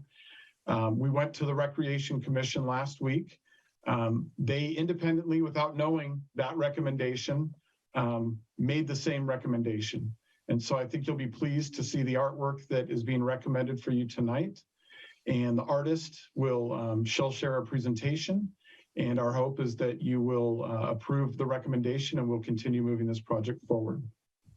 But again, first, I want to show you the 4 pieces of artwork that were shared. And some of the things we asked for is, first and foremost, a reminder that this mural is to commemorate the history that is the Pumpkin Festival. It's not meant to commemorate the entire history of Half Moon Bay or to represent every piece of Half Moon Bay. It was really to commemorate the impact and the history that the Pumpkin Festivals had in our community. We did want it to represent our community as a whole, make sure it was inclusive and thoughtful and tasteful and thinking about all those that have made the festival and our community better. I think most people have heard that this is also the 50th anniversary of the James Johnston House Foundation, who brought the Johnston House back to life at the south end of town. And so we asked the artists if it's possible, incorporate the Johnston House into the mural as well. And most importantly, we just wanted them to do something to really brighten up the downtown and bring life to the downtown. And so the first submission came from an artist in San Mateo County. Her name is Morgan Bricka. She's actually done several murals in Half Moon Bay already. There are several in city facilities in some of our conference rooms. And the San Mateo County Credit Union office on Highway 1 has several of her murals. Beautiful landscape work. She's done incredible work across the state and has been really great to work with. And this was her submission. She was really looking for that postcard moment, a place where people would want to stand and take a picture and, you know, memorialize their time in Half Moon Bay. And I think she really captured that, this iconic picture of the Johnston House overlooking the bluffs that includes the ocean, the farmland, the open space, and the hills. And I think she really nailed that desire to create that postcard image. She was also really thoughtful about the colors of the store and how to incorporate that. And she found the pink hues of the store to be a sunset. And so she built that into the painting. And it's just a gorgeous, gorgeous painting of the coastside. The second mural is from an artist named Arthur Koch, and he's done some great work in San Francisco and in Redwood City. He does a lot of work on multicultural murals and really capturing community character and vibrancy. And as you can see in his mural, he really tied in a lot of elements, both current and historic. The IDES Hall is represented in this. There's some winners of past pumpkin weigh-offs hidden there in the middle, a pumpkin patch, some Ohlone baskets to recognize the Ohlone people that came before us, boats representing the Portuguese immigrants that came to Half Moon Bay many, many years ago. And of course, a beautiful dancer representing our Latinx community and the important role they play here. And then again, the iconic hills and the ocean, it's really a beautiful painting. And that's him in the corner painting this painting. It's kind of cool to see the artist there in the corner, sharing his inspiration. The next mural is from an artist named Liv Losi Unger. She goes by the artist name Orlu Arts. She's based out of Oakland and has done a lot of work in Oakland and Sacramento, and really a beautiful variety of work. She went with an Art Deco theme here and wanted to, kind of like the first one, create this kind of postcard moment, and made the pumpkin really the icon in the middle of this. Around it, there are these little icons that represent other parts of the community. You see Purisma Redwoods there at the end of Higgins Canyon and Purisma Creek Road. You can see the bluffs on the south end of the community, the Pigeon Point Lighthouse, and then of course the Pumpkin Festival logo. And then the pumpkin vines were meant to show it growing and filling the wall and maybe even wrapping around the corner a little bit. And then our final piece is from a local artist. Her name is Julie Engelman. She's done work on the coast side already, and she's a coast side resident. And this is the mural that both the Community Advisory Committee and the Recreation Commission independently selected as their recommendation for you tonight. And, you know, she really, we think, captured some of the history and the vibrancy that comes from the Pumpkin Festival. And I'll let her talk about her inspiration. She does a really great job in describing why she did what she did and how she came up with this. And so at this time, I'd love to turn the time over to her to share a little bit about her inspiration. And then after she's talked about her painting, I think I'd love to give you all an opportunity to just ask her any questions. And then I'll finalize our presentation. You can ask me questions. I think at least two of the other artists have joined us tonight. If you have questions about the other murals and want to hear from those artists, of course, you're welcome to. Our recommendation is to follow what's been recommended and approve this mural. But it is your prerogative to select which mural you think best represents the community. And with that, I'd like to turn the time over to Julie Engelman. Julie, feel free to share your screen after you've introduced yourself. Hi, can you guys all see and hear me okay? Okay. Yep. Hi, thanks Matthew for that. As Matthew mentioned, I'm based here in Half Moon Bay. I grew up surfing Half Moon Bay and Pacifica my whole life. And through surfing, I became very fond of my coastal community, and I pursued an art career closely linked to that local circle. You might recognize my work on the Half Moon Bay jetty skate ramp, driving down Highway 1, on the back of Soul Grind coffee roasters, on apparel for NorCal Surf Shop, for this year's Pacifica Fog Fest flyer, and for the iconic Mavericks Power Lines productions. As for some non-local projects I've worked on, include a 3-story mural on front of the Academy Award building in North Hollywood. And I also work as an assistant painter for world-renowned mural artist, Allison Torneros, and I helped create paintings for her award-winning immersive art installation. So I think Half Moon Bay is a really special city and a really special community. It's really connected and down to earth. And I think that type of culture is really rare these days, especially it being located in the vastly growing San Francisco Bay Area. So I just want to thank you guys for organizing community projects like this to help preserve that community culture that's so rare these days. So I feel really happy and honored to be here.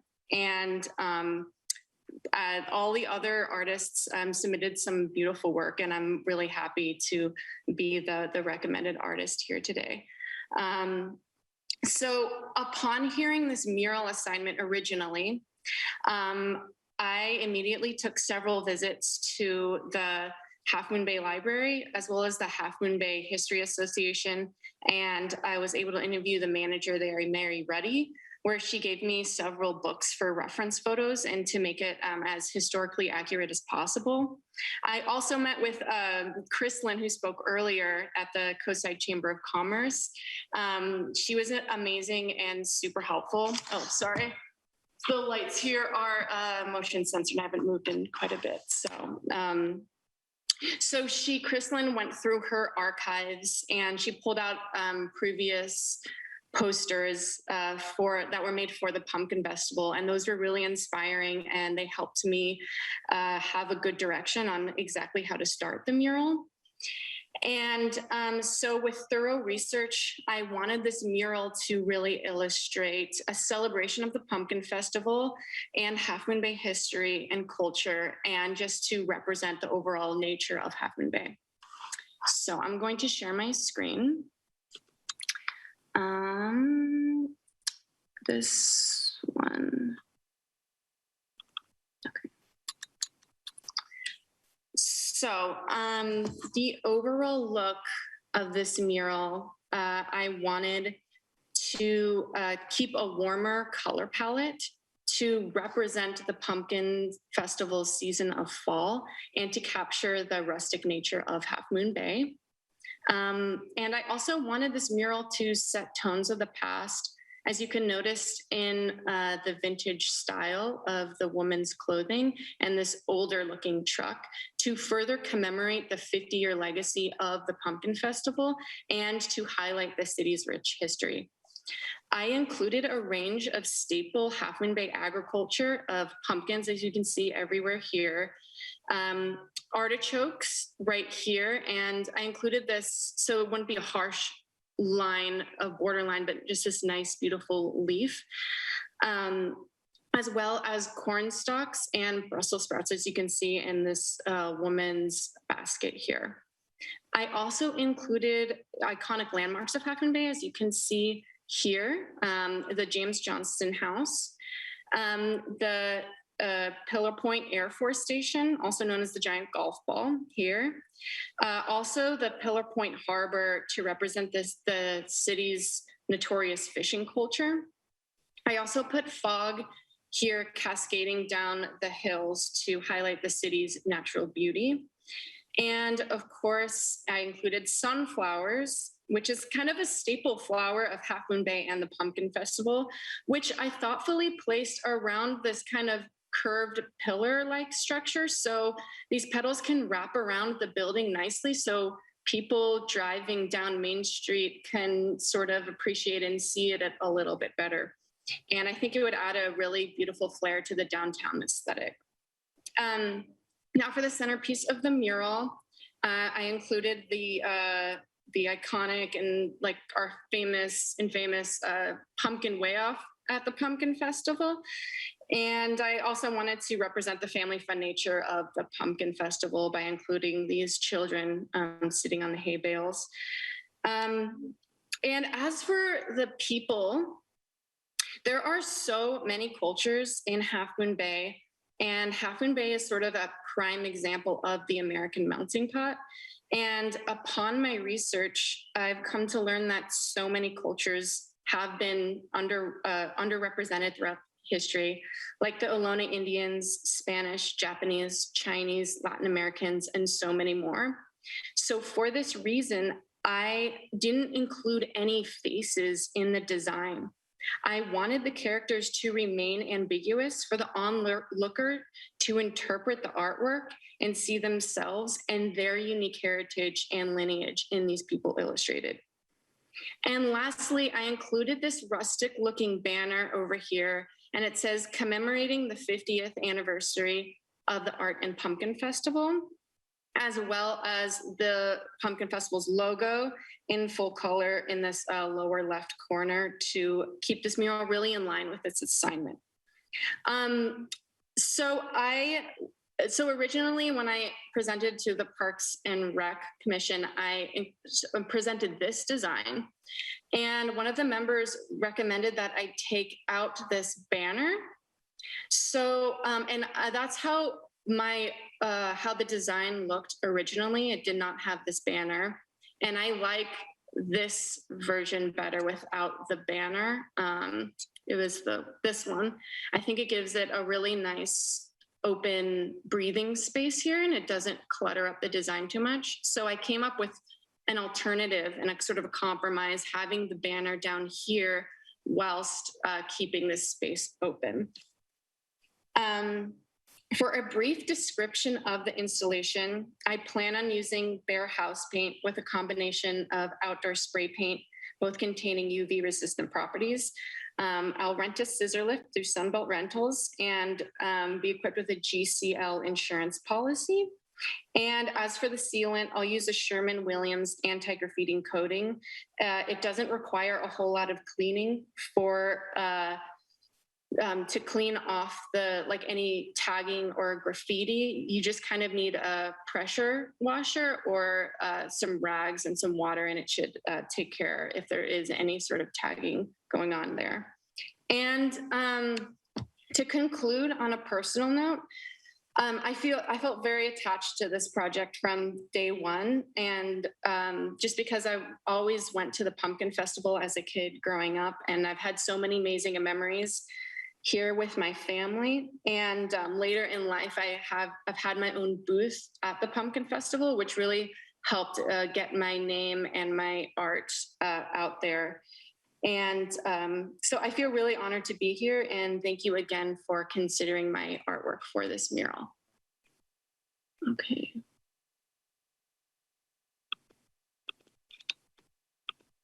Are there any questions? Questions from council members of Julie or other artists that might be here this evening? Harvey? I really like it. Thank you. Thanks, Harvey. Anybody else? Comments? Direction? Madam Mayor, if I could, I'm happy to at this point, I guess we need to take public comment, and then happy to hear any discussion, and then I'll put the recommendation up on the screen whenever you're ready. There are some hands raised. Jessica, do you want to call? Yes, first speaker is Hal Bogler. Hi, can you hear me? Yes, go ahead, Hal. Good, thank you. First, thanks for the opportunity to speak. And before speaking to the murals, I did want to add my congratulations and appreciation to our outgoing city manager. It was wonderful hearing the stories and hearing the appreciation, because I met Bob very early on, and he was always extremely accessible and extremely graceful and very outgoing. So Bob, good luck to you down there. It's been wonderful here. With respect to the mural, I followed the mural process, for a while, and I had a few comments for the council to consider as you make your final decision tonight. Honoring and commemorating the Pumpkin Festival is a great thing, and the decision that you finalized tonight will become the most prominent art installation in our city due to its location at the center of downtown. The four murals you're seeing tonight, perhaps for the first time, were submitted over a month ago, but until last Thursday, almost no one had seen them, and the Parks and Rec Commission almost didn't see them either. The three commissioners had to make their recommendation less than 1 hour from the moment when they saw the July 10th final submissions. As you can see tonight from the comment about taking out the little scribbling banner at the top that had been approved or recommended from last Thursday, the artists are still, basically responding to comments that people made, bits of feedback about changing things. Since the mural tonight that you choose, will represent the Art and Pumpkin Festival in the entire city too for decades to come. All four murals are beautiful, but I have some concerns that your choice be one based on how exciting and festive, as well as how pumpkin oriented it may be, and that it indeed capture the spirit of both the festival and the community. The judgment that the five of you make tonight will be a centerpiece of our town for a long time. I wish you, to take a good look at them. And if any further changes are to be made, I would suggest that perhaps you choose one of your members, an artist, such as the vice mayor, to be an ongoing liaison if any further changes end up, coming to the fore. So thank you. Good luck with your decision. And I think that there's, the history of the town, the feeling of the town, as well as the feeling of the festival, be foremost in your minds as you look at these. Thank you. Have a good evening. Thank you, Hal. Our next speaker is Crystalline Geet. Hello, I'm speaking on behalf as a member of the committee that helped go through this process. And I just wanted to acknowledge the committee members that we had like a really great long discussion about all of the submitted art. It was probably one of the most thorough conversations about art I've ever had in my life. And I'm a graphic designer. And I was able to meet with 3 of the 4 artists as they did their research, as Julie mentioned. And I just, from my personal perspective, I just want to put in a plug in for Julie's piece. All the pieces were lovely in their own ways, but her enthusiasm for the project, her research on the project, and really wanting to encompass all of these different parts of the Pumpkin Festival and really just wrapping her arms around the project was so wonderful to just be a part of that process, to listen to her talk about it, and then to see the final product just blew me away. So I am very excited that both the committee and Parks and Rec put their faith behind her project. And it really is a wonderful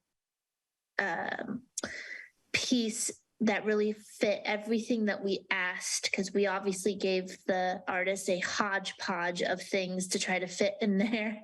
And she just did a really beautiful job. And I think she'll really knock it out of the park, and really excited about it. So thank you so much for the opportunity to be on the committee and just to watch this process unfold. And super thank you to Matthew and Victor as they spearheaded this process so elegantly and organized.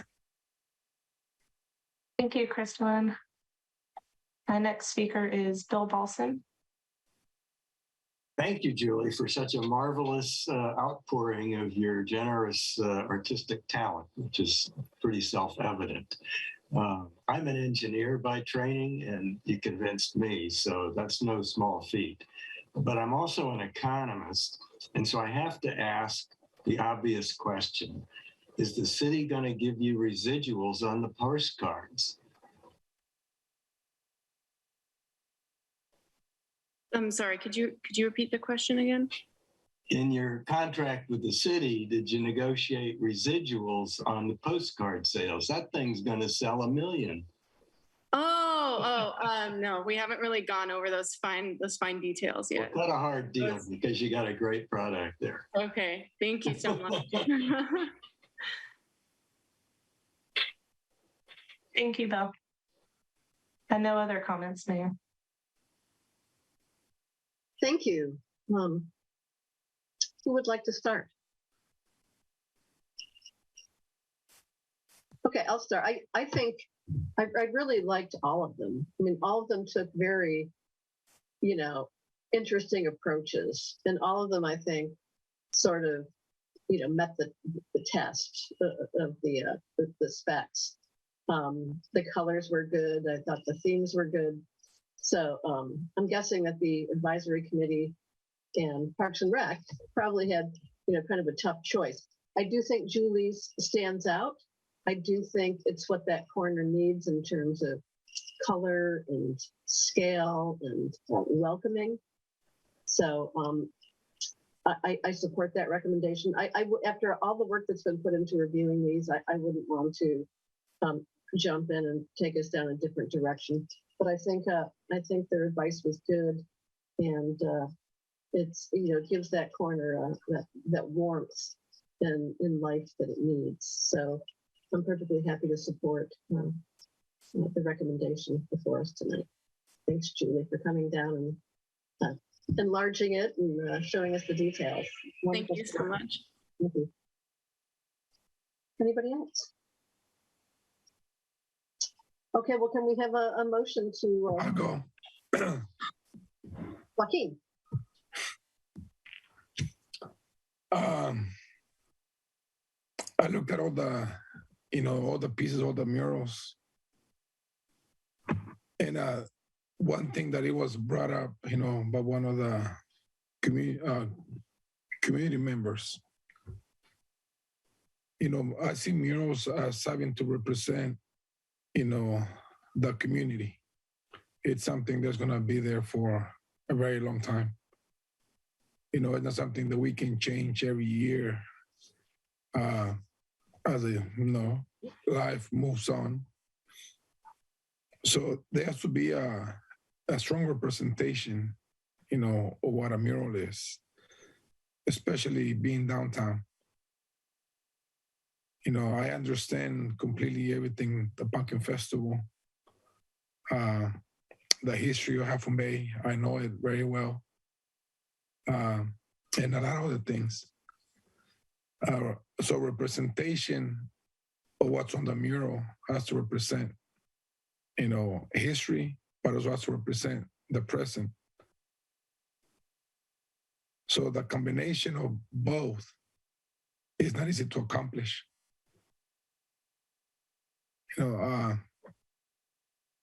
We saw, we has actually had a presentation by our county staff,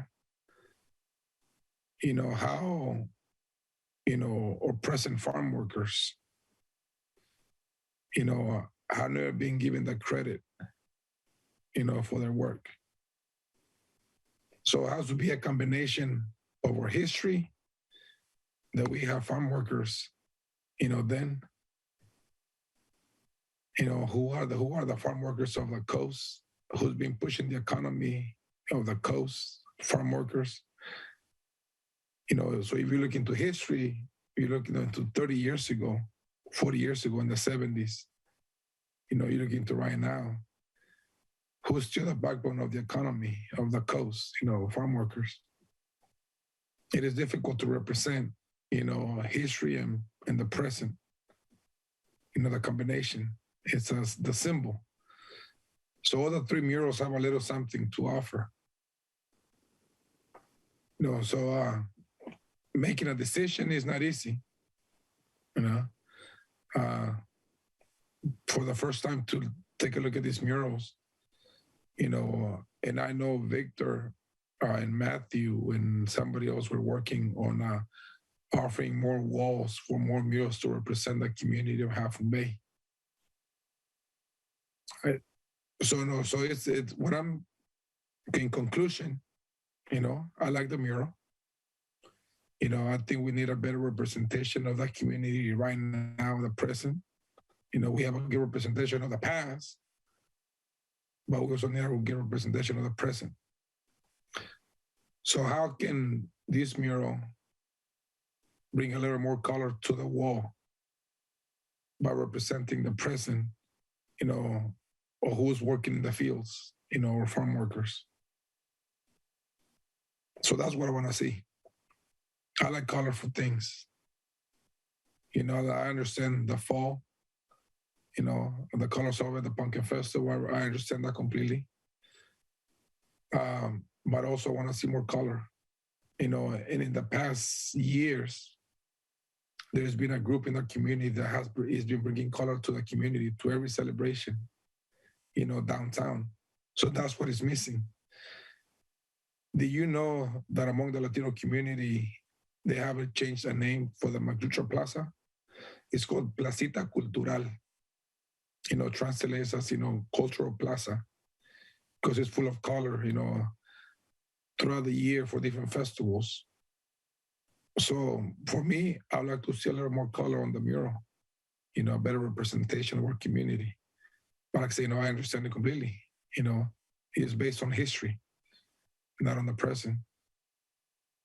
And it's just a little something to think about.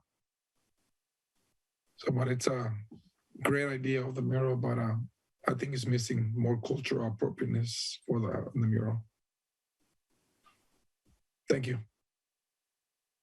Thank you, Joaquin. Robert. You're muted, Robert. I'm an art lover, and I think when it comes to art, art is beauty is always in the eye of the beholder, and I believe in that view of art. And I think the council delegated decision, this decision to some very thoughtful folks. So I'm willing to go along with what the committee recommended. So thank you.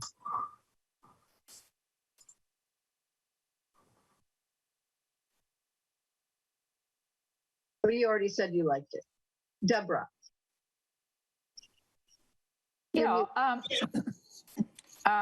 In looking at all of the murals, they're all excellent. I'm very impressed. I think mural art is a unique form. It's not one that I've ever been able to get engaged in. It's just not something I understand, but it's something I do appreciate.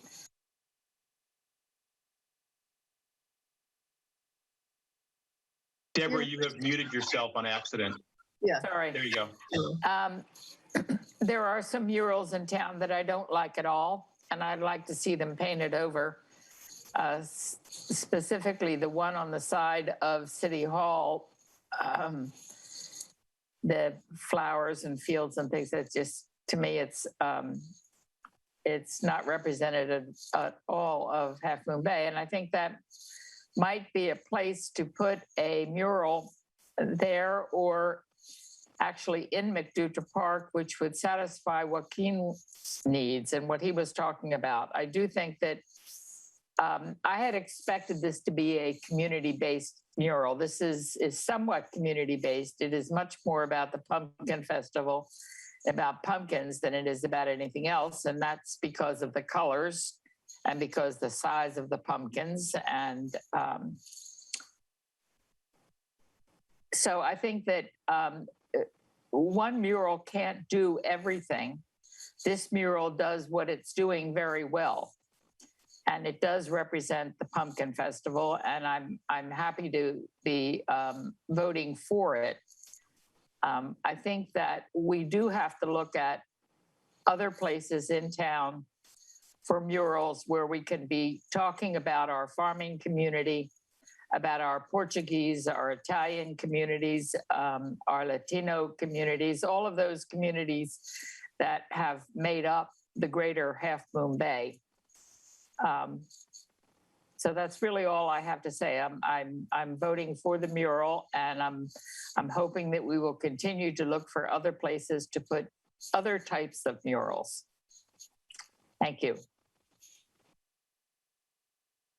I would concur with the Vice Mayor and Joaquin. And there appears to be room for more murals, and I'd like to see them. And there's, all kinds of stories we can tell. And I agree, the farm workers is a story that needs to be elevated. So, would somebody like to give direction here in the form of a motion? I move that we adopt a resolution authorizing and directing the city manager to negotiate and execute agreements with Julie Engelman for the installation of the Pumpkin Festival 50th anniversary commemorative mural in an amount not to exceed $30,000, and the owner of 448 Main Street, Half Moon Bay, for the installation of the mural on the south-facing wall. Second. Roll call, please. Councilmember Brownstone? Yes. Councilmember Jimenez? Yes. Councilmember Rohrbach? Yes. Vice Mayor Penrose? Yes. Mayor Reddick? Yes. Motion carries. Thank you. Thank you. If I can share just a few brief next steps. A couple of things I wanted to share is we budgeted enough for this project in the capital improvement fund this year to not only pay for the art and the artwork, to be installed, but to also put some money into a new public art fund within our budget for maintenance and upkeep, because we don't want to do something and then not have it remain and be beautiful. And so that some of that money will be placed in that fund. And then there was funding that went towards, we actually gave stipends to the 4 artists who prepared their artwork. And by doing so, we will own some of the rights to use that artwork. And we're working with the organizers of the Pumpkin Festival right now. One of the events that will take place at the festival, the Friday before the festival, will be a special art exhibition showing all the past posters of the event. And we're working with them to be able to show publicly the artwork that was submitted, get it printed up really nice. And hopefully that's something we can share into the future. And to Mr. Balson's comment, yes, we heard from the artists, and they will retain the rights to their artwork and be able to, gain value from the work that they've done as well. So I think it's a win-win for everybody. We'll have beautiful artwork to share with the community. The artists will have their artwork to continue and further their work. As was mentioned, the next steps are to get these agreements in place. And so we'll be working hard on those the next week or so. Next Tuesday night, we do need to go before the Planning Commission. There's, as part of the sign policy, they need to review it and approve it. And then, of course, working with Public Works, we'll do some logistics and safety coordination. Given the prominent location of this mural, we want to make sure we do this in a safe way. The artist, Ms. Engelman, has agreed and is preparing to have this mural completed before the Pumpkin Festival. So very quick turnaround. It's going to be really exciting to watch that go up in the heart of our downtown. And I think as a community, we're going to enjoy seeing that happening. And then, yeah, lastly, the comments that were made. We look forward, this was the first time we've done this kind of a project, but I look forward to leading more of these in our community and bringing lots of beautiful artwork representing a lot of different facets of our community and honoring many of the different people that have made our community what it is in our downtown, and make that really a staple of why people want to come and visit our community, to see this rich artwork and this rich history shown through artwork. So we appreciate all those comments and look forward to working with everybody to make that happen. So thank you for your time tonight. Thank you for your support. And thank you for all the artists for their work and inspiring artwork to honor our community. Thank you. Okay, it's almost 9 o'clock. I'm going to suggest a short break. What do you think? 5 minutes, 10 minutes? 5 minutes. All right, we'll see you at 9:05. That's actually 7 minutes.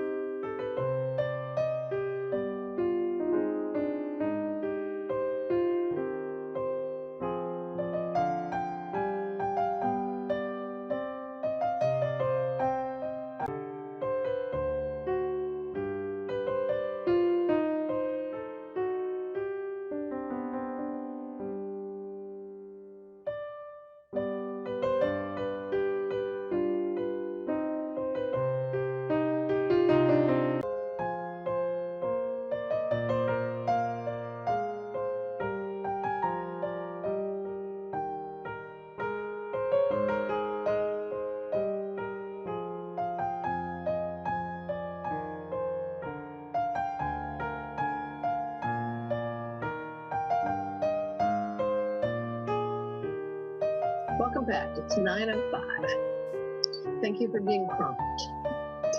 Okay, so we're moving on to item 3B, which is transportation, circulation, and mobility priority update. I'm guessing this is a John Dowdy. You're muted, John. Sorry, join the club. Thank you, Mayor, council members. John Dowdy, Public Works. I'm joined by Moz, who will do part of this presentation, and behind the scenes is Jennifer Chong, who will maybe help us along if there are comments and revisions that you're looking for. So we're hoping to have a somewhat interactive process, and perhaps a short process if the council and community are pleased with the work program itself. Next item, please. So what we're hoping tonight to do is just give you an overview of the more detailed work plan when the priority setting follow-up occurred prior to annual budgeting. There was some less than knockdown detail with regard to the work plan. This basically takes that and moves it forward in a significant way. And this work plan is for fiscal year 22-23, and also rolls, because of the priorities are set on the 2-year, into 24 as well, in terms of potentially the fiscal year. We're hoping to answer any clarifying questions, allow for public input, and then receive any input and recommendations you have and any changes to that. So pretty straightforward, similar to what you normally do. Next, please. So clearly traffic congestion and, has been identified throughout the community, and this is nothing new. This has been, as long as I've been here, those questions and concerns have been out there.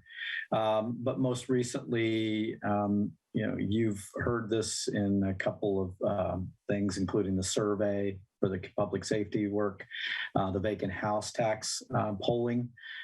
This raised to the very highest points there. And obviously, as part of the climate action and adaptation planning and outreach work and the pilot project that we did with the community, with ALAS and others, this was an area of concern. And ultimately, you've heard this with the city council listening sessions, so nothing new. And you made this a priority, and we're trying to bring to you some ideas on how to address some things. Next. So again, you identified this as one of your top 5 priorities. In May, you approved the work plan, which again is a less detailed version of what we're presenting to you tonight. The budget was adopted and became effective July 1, and this is the kickoff point toward working towards some implementation efforts. We know that each of you in many ways are working in the community. You're working with CCAG, you're working in various organizations as part of your appointments. And so all of you as council are invested heavily in this. We also have a mobility, transportation mobility subcommittee that we will clearly want to use and work through some of the issues and ideas that we have moving along. I apologize that we just didn't have the time with this item to take that and schedule a mobility subcommittee, but we will do so and continue to use that group for your council subcommittees as a sounding board and an opportunity to do that. So next.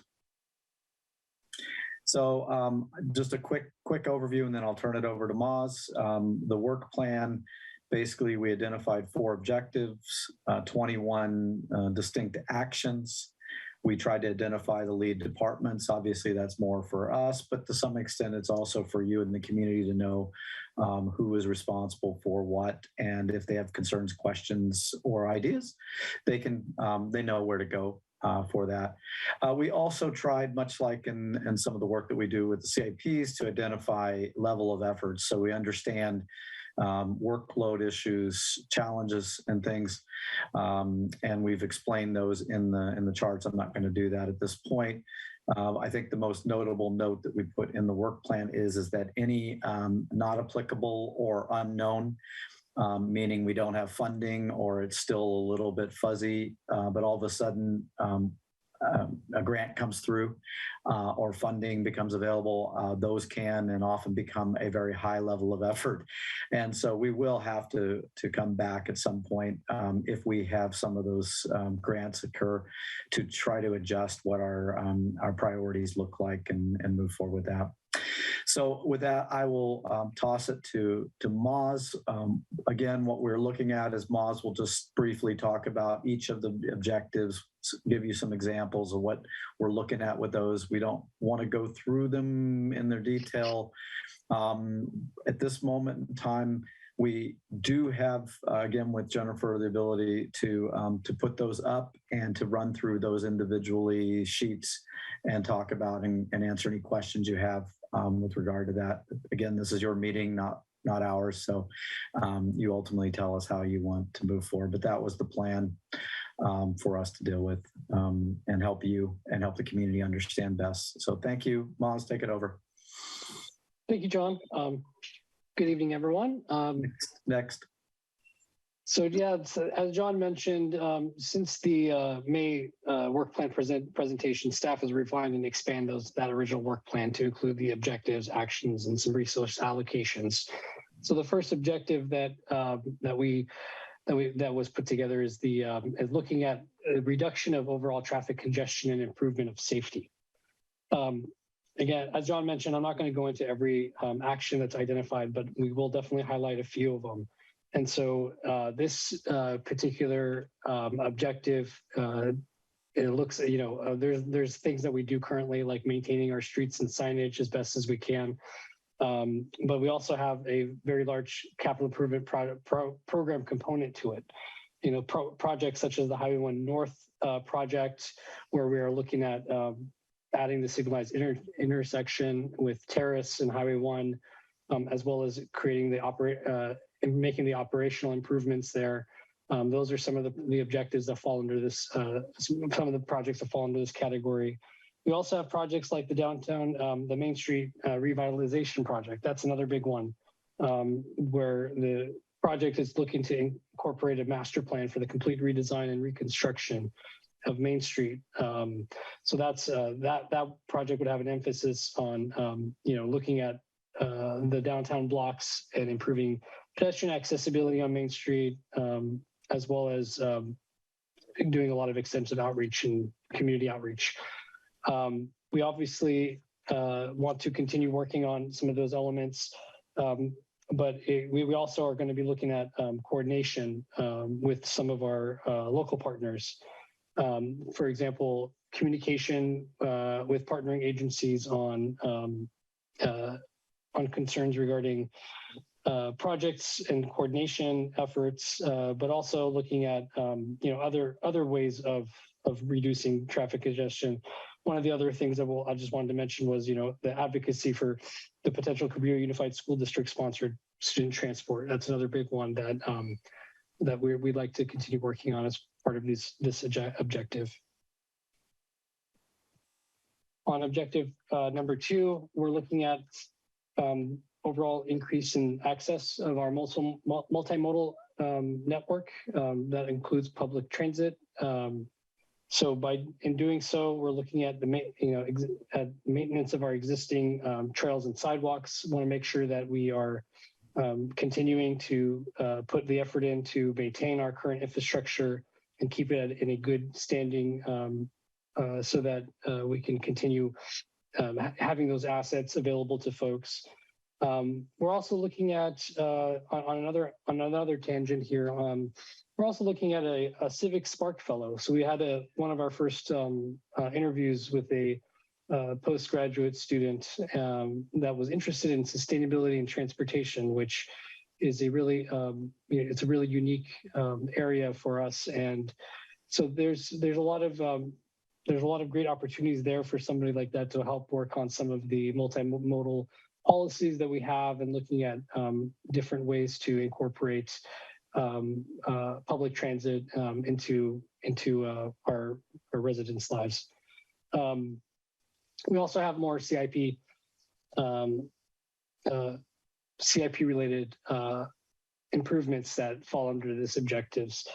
Going back to the CM update I did earlier, for example, the segments of our East Side Parallel Trail, by completing some of those networks, that helps us to achieve this objective of increasing access to these different networks. Right now, you have inconsistent segments, and so a lot of folks will have to find crossings and or other means of travel, whether it's using the highway shoulders or whatnot.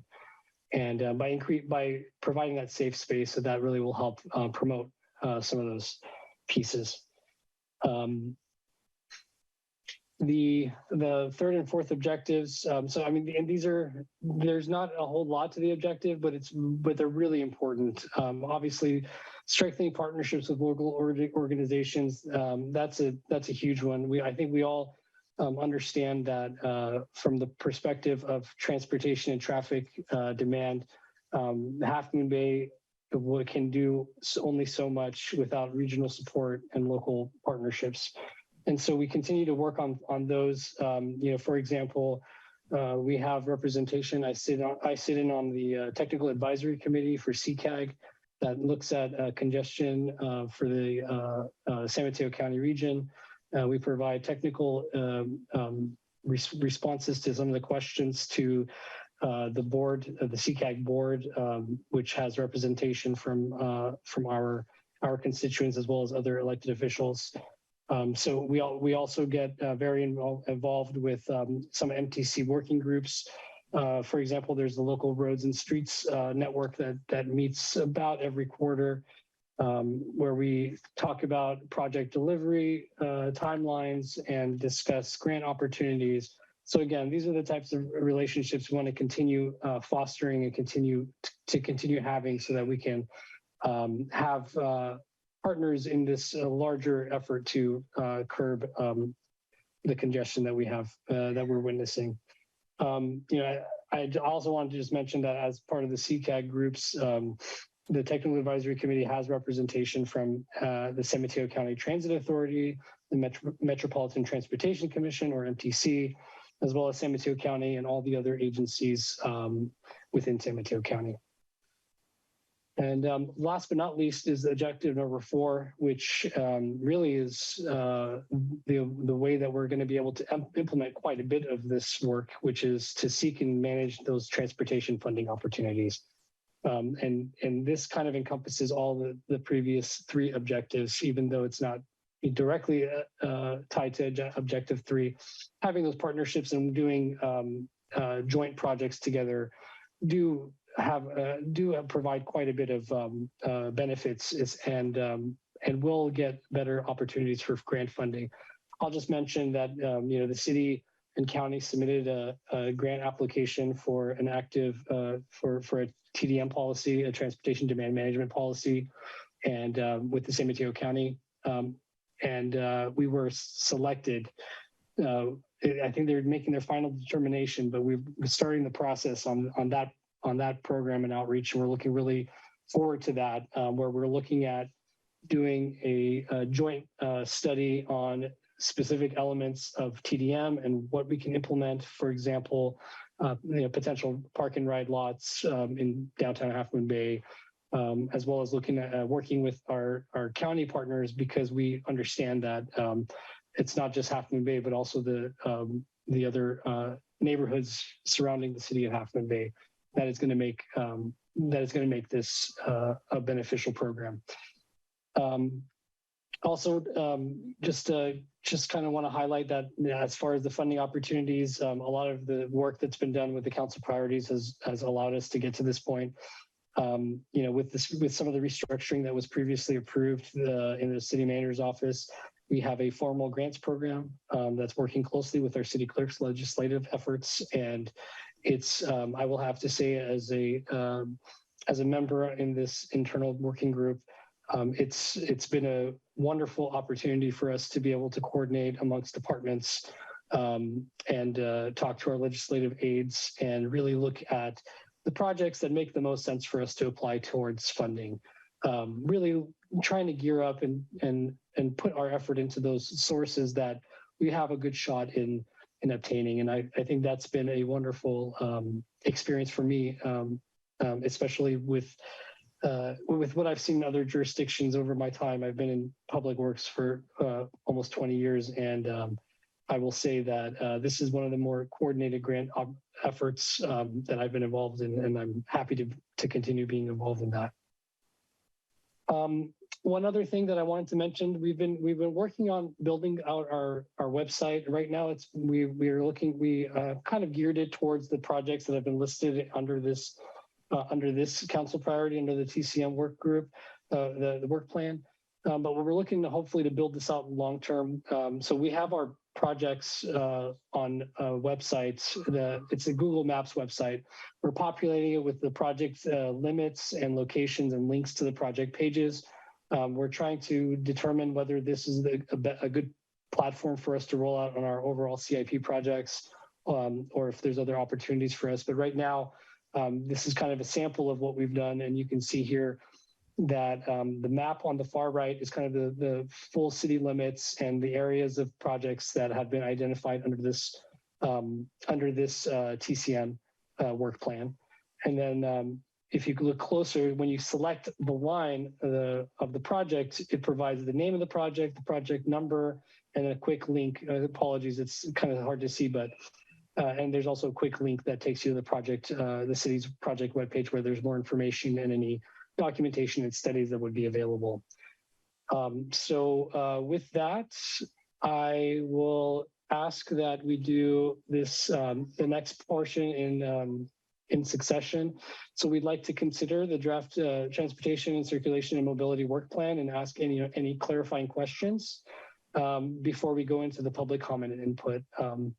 And I'm happy to stop talking now and open it up to the mayor. Thank you very much. Thank you very much, Maz and John. Yeah, I thought the staff report was very thorough and very clear. A lot is going on. Council members, do you have questions for Maz or John? I don't see any, but I can't see Joaquin. We might have to minimize the recommendations for the moment. Thank you. Any questions? Okay, so let's open it up to the public. I have a question slash comment. I think it was brushed over, but probably the single most important thing that could be done to improve congestion is to get school buses back. And I understand all the financial constraints. I just want to put it out there that anything that we could possibly do as a city to get the school district the money that it needs to re-implement school buses would be probably the single most important thing we could do to improve congestion in the city. So that's my 2 cents. Mm-hmm. Thanks for that, Harvey. John. Just wanted to say that I recently met with Sean McFetridge, the superintendent, and there was some legislative actions that offers up funding, I guess, for local schools now for busing that had been taken away over the years. It doesn't pay for it entirely, but I believe CUSD is starting to work on that. We'll certainly be talking to them in more detail, and I don't want to overstretch that, but they're certainly looking at it. And the indications from Sean was also they're looking at electrifying their bus fleet as well as when they're adding buses to that. So I think you'll be happy from that perspective as well. So I think there's good movement, and we'll continue. And I'm sure the new city manager will continue that relationship with Sean and their board as well. But I think there's things moving forward on that. Thank you very much, John. Anybody else with questions? Okay, Jessica, do we have any hands raised? We do. Our first speaker is Bill Balson. Bill, go ahead. Hi, my name is Bill Balson. As John pointed out at the beginning of the presentation, survey after survey reveals that reducing traffic congestion is a top priority for the residents of Half Moon Bay. Public transportation and carpools can help but not cure the problem. I do agree with Harvey's comment that getting school children safely to school and quickly would reduce a lot of the points of congestion, particularly near the high school, for example, but it won't cure the other times a day. Despite low population growth along the coast, traffic volumes have steadily increased. Route 92, for example, was designed in 1963 for a volume of 600 to 800 cars per peak hour. Today, according to Caltrans, Route 92 is subjected to up to 2,800 cars per peak hour. This traffic is a combination of commuters and visitors, with each category seeing peak volumes on different days and at different hours. Along with the congestion, accident rates are increasing. In 2022 alone, at least 3 major injury accidents have occurred. Yet the city rejects out of hand even listing alternatives to increase the capacity on Route 1 or Route 92. All of the city's plans are for maintenance, safety enhancements, and commute-related changes. And I applaud those. I have no quibble at all with what was laid out. I think it's a good plan of action for those items, but we need more. Half Moon Bay needs more thoughtful planning for a future in which electric vehicles will dominate transportation and may even lead to more transportation with zero greenhouse emissions. Approval of this TCM will relegate the city to increasing congestion over time, a lot of which we just don't have control over. Thank you. Thank you, Bill. Our next speaker is Matthew Spiegelman. Hello, John. I'm currently working for CUSD on the EV bus grant, and we are looking for funds to secure and transition to an electric bus fleet. So thank you for pointing that out, and that was correct. Have a good night, everyone.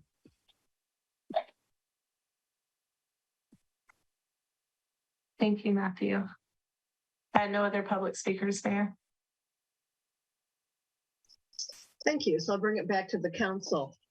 So basically, staff is asking for confirmation. Are they on target, for the work plan? Are there other things that seem to be missing that you want to add? I'll start with Robert, who has his hand raised, and then the vice mayor. Robert, you're muted. So first of all, I do disagree with Mr. Balson's assessment that, we're not on the right track. I think staff has put a huge amount of time into this. Yeah, we've considered lots of pieces around capacity, but, we don't pave our way out of this situation. So I'm not exactly sure what he means by capacity. We can't build roads. That's for Caltrans. So I just wanted to respond a little bit to that.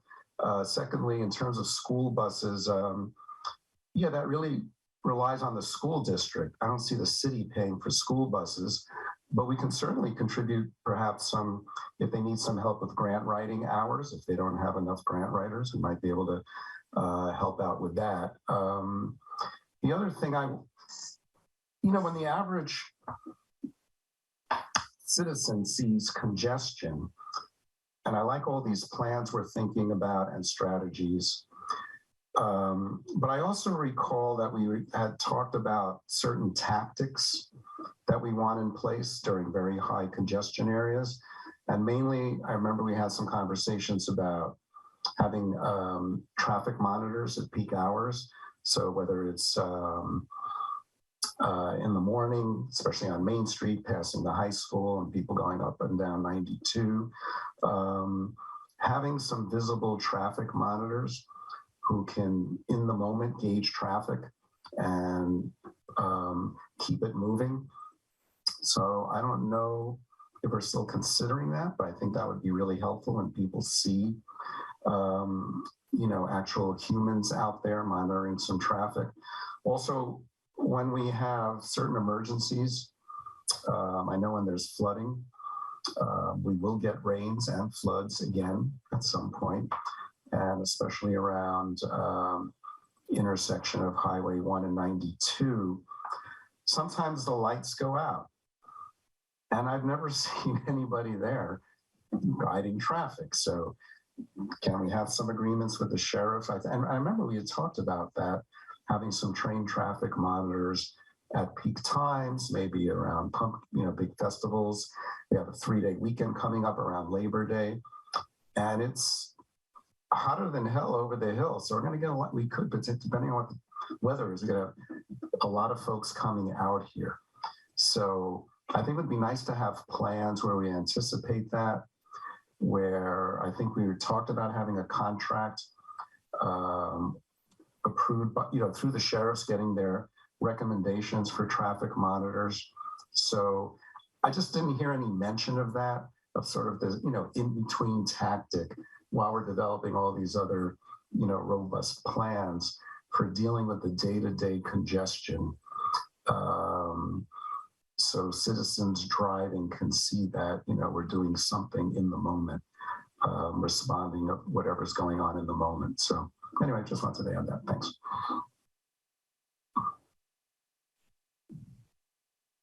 Vice Mayor, you can unmute yourself. Yes. We are not going to be reducing traffic congestion until we reduce the number of cars on our roads. It has been shown time and time again, contrary to what Mr. Balson said, that widening our roads, putting more lanes in, does nothing more than invite more cars. I feel very strongly that our number one priority in transportation has to be named, and it has to be fixing our trail system. Our trails are the major avenue for protecting our citizens during disastrous events. We need connectivity from and to all of our neighborhoods, and that includes not just in the city of Half Moon Bay, but along the coast side. Our trails need to link so the folks on either side of Highway 1, whether they're on the north or on the south sides of Half Moon Bay, can offer safe two-way travel for everyone. During an emergency, our highways could be damaged. And even if they aren't damaged, they're going to be clogged with cars sitting and idling because they can't get anywhere. Folks will need to be able to bike or walk away from dangerous conditions. Households need to be investing in bicycles. E-bikes are a wonderful thing that's come along that we need to be looking at seriously. Our Bike PED committee has provided us already with the necessary blueprint to accomplish this. We have to implement the good work that they've already done. Even outside of disaster times, we need safe and rapid transit to work and schools. In addition, we have to work closely with CERT teams, CAL FIRE, the Sheriff's Office. We need the use of the Half Moon Bay Airport for evacuation and supplies during a disaster. My point is, until we prioritize our trail system, the connectivity of our trail system, we're not going to get anywhere with traffic congestion until we get people out of cars, on their feet, or on e-bikes, or on regular bicycles. We're not going to improve traffic congestion. That's a given. That's it. Thank you, Vice Mayor. Councilmember Jimenez. Thank you. The way I see it, John Moss, you're on track. Things, the work that you've done, that you're doing right now. If you go over the hill, even on a Saturday, on a weekend, traffic, doesn't really compare to anything dealing with traffic, on 101 or 280. I don't really see it as a problem. I would not trade any extra lanes, traffic on 92, to destroy, what we have right now. I don't think we need them. It's an extra 20, 30 minutes, of commute. It's really not that bad, coming from 280 to Highway 1. I've taken the time, just to see even when it's congestion of traffic, over 92. It's really not that bad.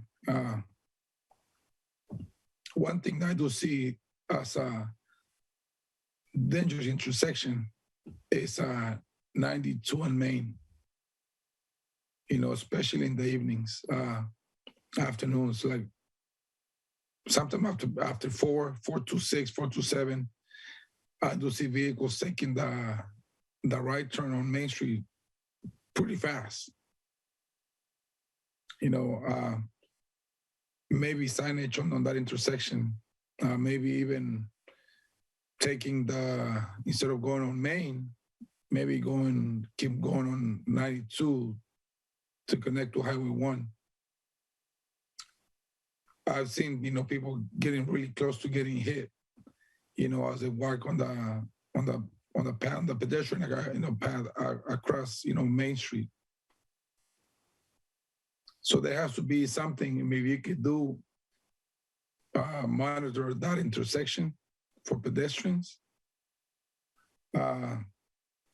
It's just, this last Sunday, I was coming on 92, about 11 in the morning, going straight in, a vehicle behind me just cannot wait an extra second, almost got on the sidewalk, 92 to turn north on Main Street.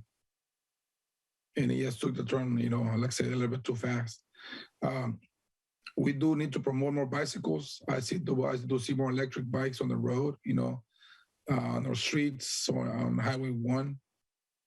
Just, make it safe for them, people riding their bicycles. And we have those trails on the west side, east side of the Highway 1 that we need to provide safety. More education for high school students to get an electric bike and not a car, going to school. Same thing, going from the community in Moonridge to go to school. Because, I see more kids taking their bicycles, to school. Maybe even promoting, carpooling. I heard there's parents in Moonridge that carpool. They take turns taking their kids to school for necessity, and you have to have less vehicles on the road. So maybe we can promote that. Maybe we can help the people in Moonridge, promote that. About, more carpooling for students. But it's, other than that, I think we are on track. Traffic is not that bad on the coast, I'm all over the place every day. It doesn't take long, as I see the emergency vehicles, traveling safe. Could be safer, of course, we could improve things. But right now, I don't see much of a problem, but I think we're moving in the right direction. So, you're doing a good job. Thank you. Thank you, Joaquin. Robert, you have another question or comment? You can unmute yourself. Yeah, I have one more comment. In any of these discussions, so first of all, I agree with a lot with what Vice Mayor Penrose was saying about trail systems. And, we want to separate also times of emergency from just, normal congestion. But my question is, and I'm glad that, Miles was talking about looking at other jurisdictions. To me, the $1 million question is, whatever you're suggesting, getting people to ride pool more, getting people on bicycles, electric bikes, whatever. People love their cars and they don't always want to ride pool. The question is, how do you incentivize the behavior that you are hoping for? So, I'd love to know more about what other jurisdictions are doing to incentivize that behavior. And it applies to almost everything we're talking about. Will students ride buses? Are they in love with their cars? I mean, how do you incentivize all these behaviors that we're looking for on all the suggestions that we're talking about, where people either ride pool, give up their cars, ride trails with bikes and electric bikes. But, people like their cars. And when the weather's not nice, yeah, they like the warmth of their car. It's raining, get a lot of traffic jams and bad weather. So I'm always thinking about, we're all human. How do you incentivize people to change a behavior? And I think a lot of our strategy focus, needs to kind of figure that out and, popularize these. It's not just a matter of promoting something, it's incentivizing the actual behavior. So that's all. Thanks. Thank you, Robert. Yeah, so what is the current state of transportation planning? Increasing road capacity does not solve the problem. Pretty much everybody knows that now. You build more roads, you widen roads, you just add more cars. I was working on a project that was in Southern California that was impacted by a proposed widening of I-5 in northern San Diego County. They were going to take the I-5 between La Jolla and Oceanside, and they were going to widen it from 10 to 18 lanes, right?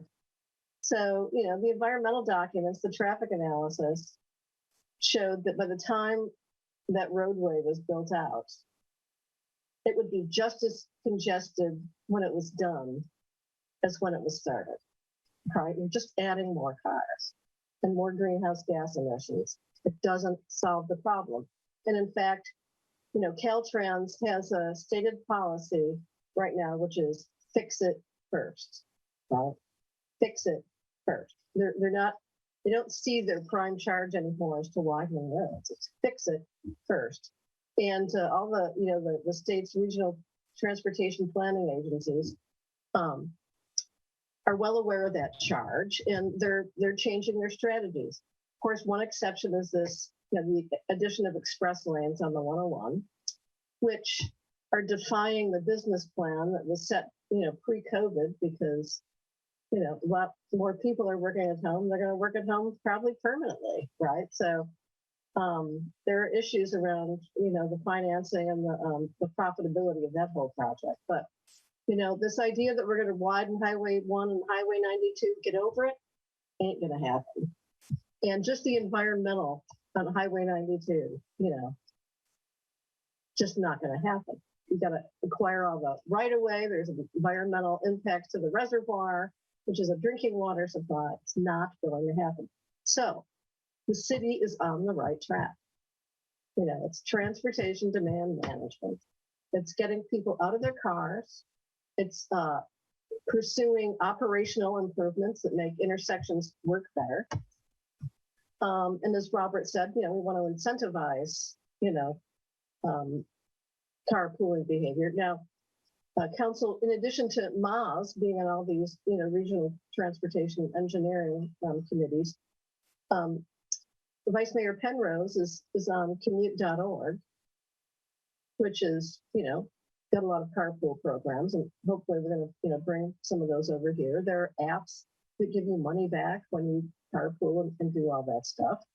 I'm on CCAG, which is the City County Association of Governments, which is a regional transportation planning agency. So, you know, once a month I'm voting on projects. I see what's being built, and they're moving toward mobility.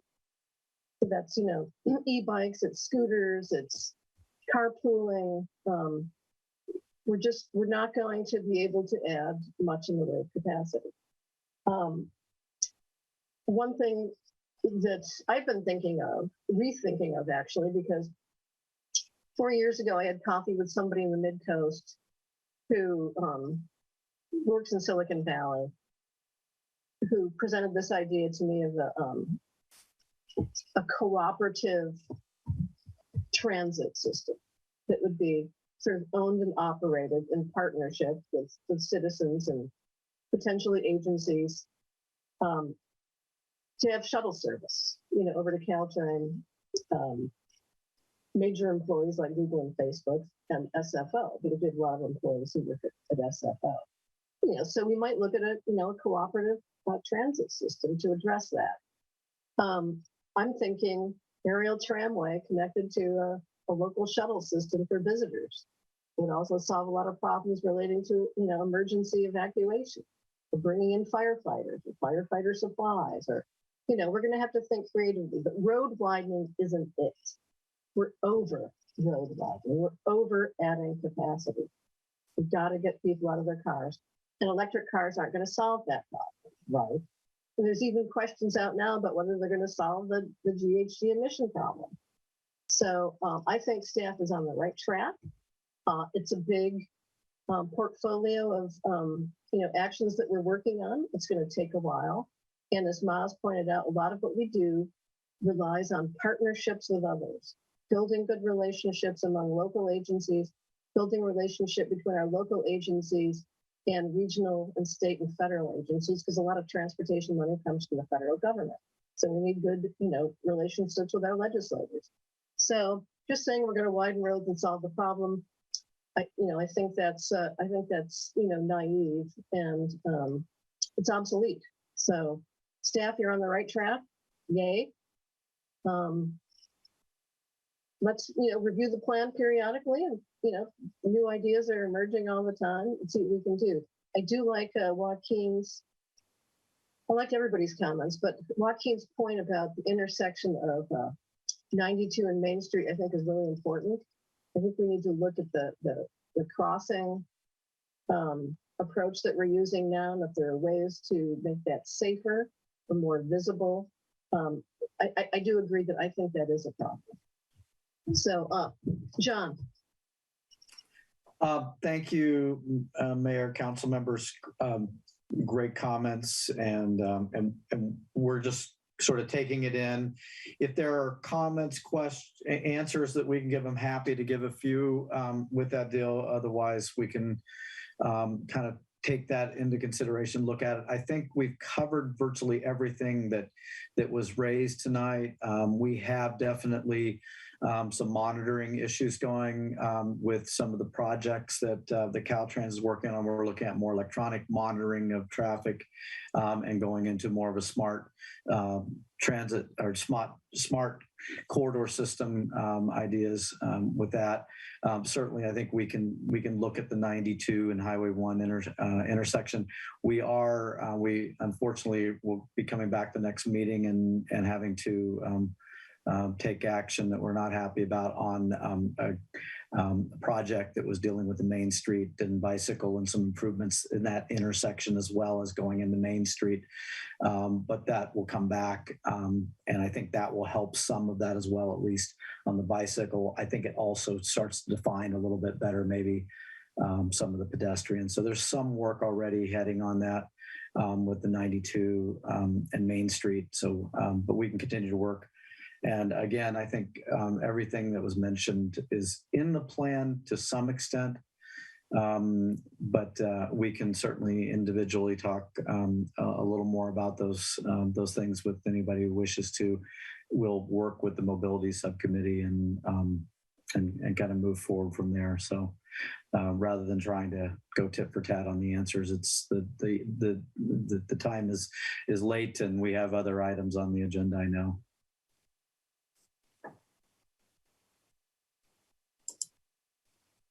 I think we're comfortable moving on. Okay. Thank you. Thank you all. Thanks. Did we need a motion on this item, John? And if so, do you want to put the recommendation back up, or was it a non-motion item? It's just to provide any additional direction. Got it. We got the direction then. Yeah. Thank you.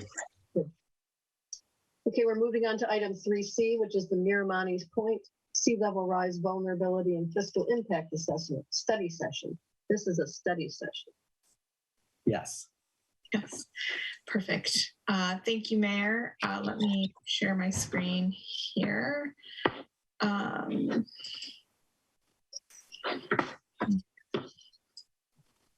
Wish me luck that I shared it correctly. I don't have a good record lately.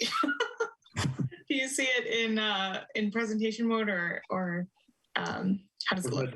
Okay, awesome. Oops, that's the wrong slide though. Good evening, Mayor, City Council. I'm Veronica, the Sustainability Analyst, and I'm here today with David Revel and David Anning from Integral Consulting to conduct the study session on the Miramani's Point Sea Level Rise and Fiscal Impact Vulnerability Assessment. So starting off with a little bit of a background, in April of 2015, the city received a grant from the Ocean Protection Council to conduct a sea level rise vulnerability assessment.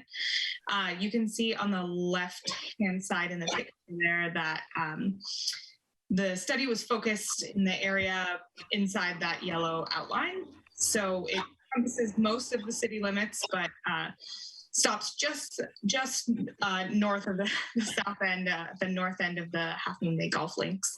The city didn't include this in the initial vulnerability assessment because there was a lack of available data that was available in the other section. In March of 2018, the county adopted their sea level rise vulnerability assessment, looking at most of the county. They did stop at that yellow line in the city limits as well due to the data issues. But in 2019, the county began to work on the South Coast Sea Level Rise assessment once that data became available, looking at south of that yellow line down to the end of the county line. County staff worked with city staff to talk about this. And city staff felt as though this particular section of the city would benefit from a deeper dive. Their assessment was focused more on the Pescadero, Martin area, with this area being important to the city, not just some of the private development, but also the public assets. A really beautiful section of the coast with the coastal trail and beach access. We wanted to make sure that this section received the attention that it deserved. So in 2021, the city entered into a contract with Integral to perform this vulnerability and economic impact assessment that we're talking about today, which will feed into some of the other city planning documents like the action and adaptation plan. We've been focused more so on the climate action piece, and this is one of our first steps on the adaptation plan. So talking about the objectives of this plan, we're looking at sea level rise modeling and looking at the associated coastal erosion in 2040, 2070, and 2100. We're assessing the vulnerable assets and developing adaptation strategies using the best available data. Not only was that data available, but there's also some additional USGS wave data available. So we're really excited to include that in this assessment and in the modeling. And of course, this vulnerability assessment will inform our implementation plans, the CAP, which I mentioned previously, and also the local hazard mitigation plan, which was most recently adopted last year, but is updated periodically every 5 years. And I'm going to do a really high-level overview here before passing it over to Integral. But again, this report is looking at some existing conditions. So looking at the historical erosion rate and calculating what erosion may look like in the future. There was a drone survey that was conducted earlier this year. And that led to some modeling, looking at estimating where the bluff positions may be in 2040, 2070, and beyond to 2100, and identifying what infrastructure in that area may be vulnerable to sea level rise and associated coastal erosion. And looking at what that vulnerable infrastructure is and planning for adaptation. So what is that infrastructure? What may need to happen, and what are some of the regulatory constraints that are associated with some of those options? And finally, a fiscal impact assessment. Again, there's some really rich public assets here, and some of the private development, the Ritz-Carlton, the golf links, are associated with a significant portion of the city's revenue each year with the TOT and some property tax, sales tax in the area. So before I pass it off to Integral, I wanted to put up the recommendation, like the mayor mentioned. This is a study session today. We're not for any action to be taken. This is more of an opportunity to get the community and the council familiar with what's in the report and give them an opportunity to comment.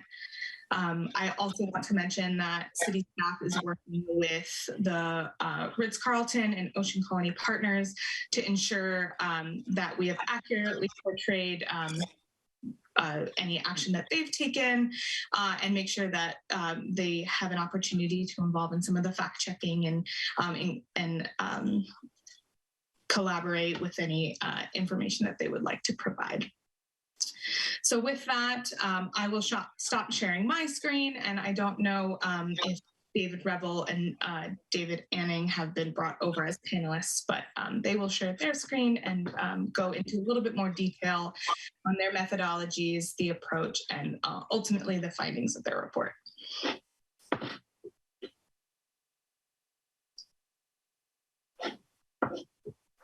evening, everybody. Let me just get this queued up. Hopefully everybody will now be able to start seeing it, and I will probably have the same issue. Are you seeing the notes version or the full version? We're seeing side by side and Notes. The notes. Yeah. Okay, there you go. There we go. That's better. All right. Yes, it's always a flip of a coin. So good evening. I know this is it's late in the evening, so I will try and go through this briefly. I did want to also acknowledge Dr. Dave Awning, who's a resource economist with us. He is going to go through the one economic slide on the results that we've had thus far, and maybe describe a little bit about the data that we have had to make those calculations and estimates. So as Veronica mentioned, this is the study area was a mile of coastline between Redondo Beach and the city limit. The real highlights of the area are the California Coastal Trail, the 2 golf courses, and the Ritz-Carlton. Clearly a very popular destination for both tourists and locals for accessing the beach, walking and biking along the trail, and the golf facilities. We looked at 3 different scenarios of sea level rise. We actually looked at them in 10-year increments, but we only mapped the 2040, which represents about a foot of sea level rise, 2070, just over 3 feet of sea level rise, and 2100, about 6.5 feet of sea level rise. These are consistent with the latest state guidance on high risk aversions. There's been a lot of historical development of the site. You can see these snapshots from 1972 before development, 2019. The site has been previously armored. They were required to remove that armoring, although some of these caissons or piles were not removed entirely, and some of them still remain today. There's a couple of different, we divided this into 6 different sections, and we mapped very detailed elevation and cliff features. So we looked at the bluff edge, elevation and location, the marine terrace contact, which is sort of a softer material above the underlying bedrock, which is a parissima formation and this toe of the cliff. You'll also notice in here areas of very wet or vegetation. Those are indicative of groundwater seepage, which could be the softer materials in those groundwater seeps can erode faster. So that provides some, and we haven't traced where those are coming from, most likely from irrigation on the golf course or in the surrounding neighborhoods. We did wave run-up calculations using some USGS waves and nearshore characteristics. And we basically calculated wave run-up elevation and the frequencies that they reach certain elevations. So I just point out that this harder parissima formation erodes much more slowly than this overlying marine terrace deposits. So the erosion model that we developed looked at both the erosion of the toe and the erosion of the cliff edge. As waves overtop this contact, this erosion rate that we've observed in the top deposits will accelerate more in the future. I can go into a lot more detail on the technical stuff, but I'm just going to try and keep this quick. These represent all of our sections. We identified a lot of different erosion hotspots that we've seen either recent failures or we've seen undercuts and sea caves developing. Typically, once those sea caves develop, you'll get a failure above as the parts of the cave collapse once they get to certain depths. I've noted where those are along the study area. Again, this is sort of up at Redondo Beach and down toward the city limits at the south, the Cal Ranch Beach.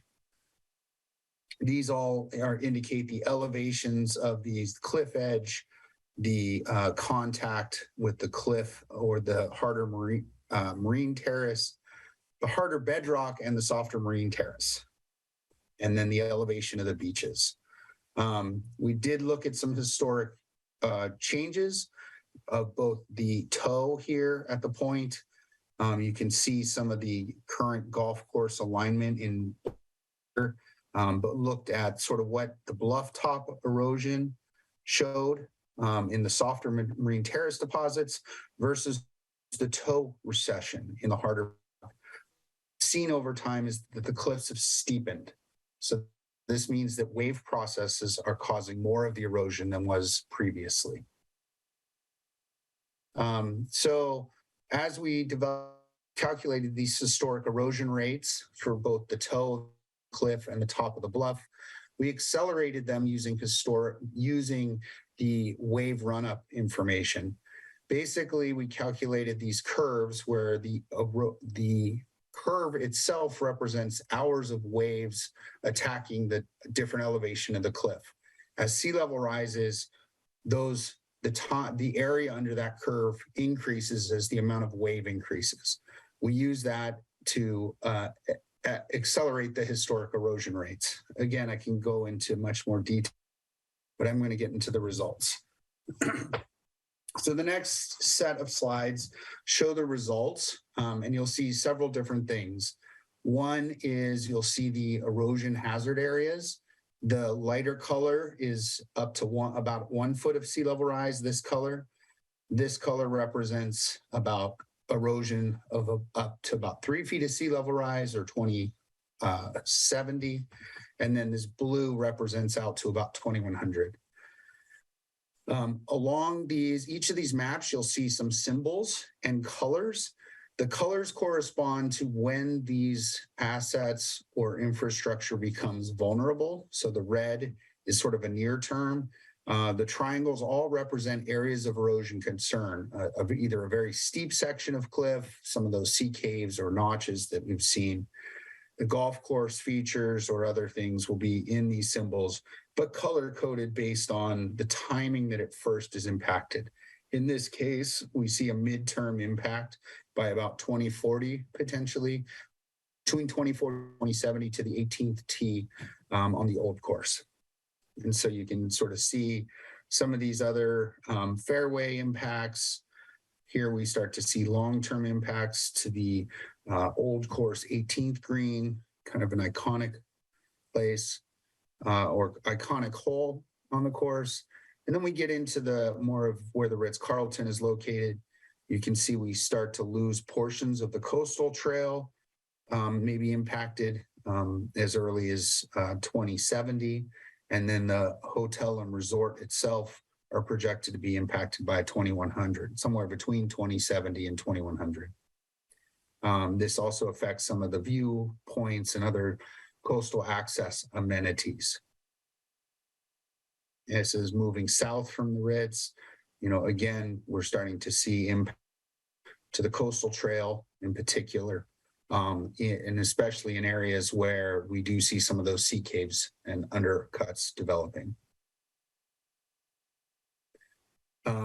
Currently, the beach access stairs are at risk, and that is a city asset that's to be maintained, as well as some of the viewing.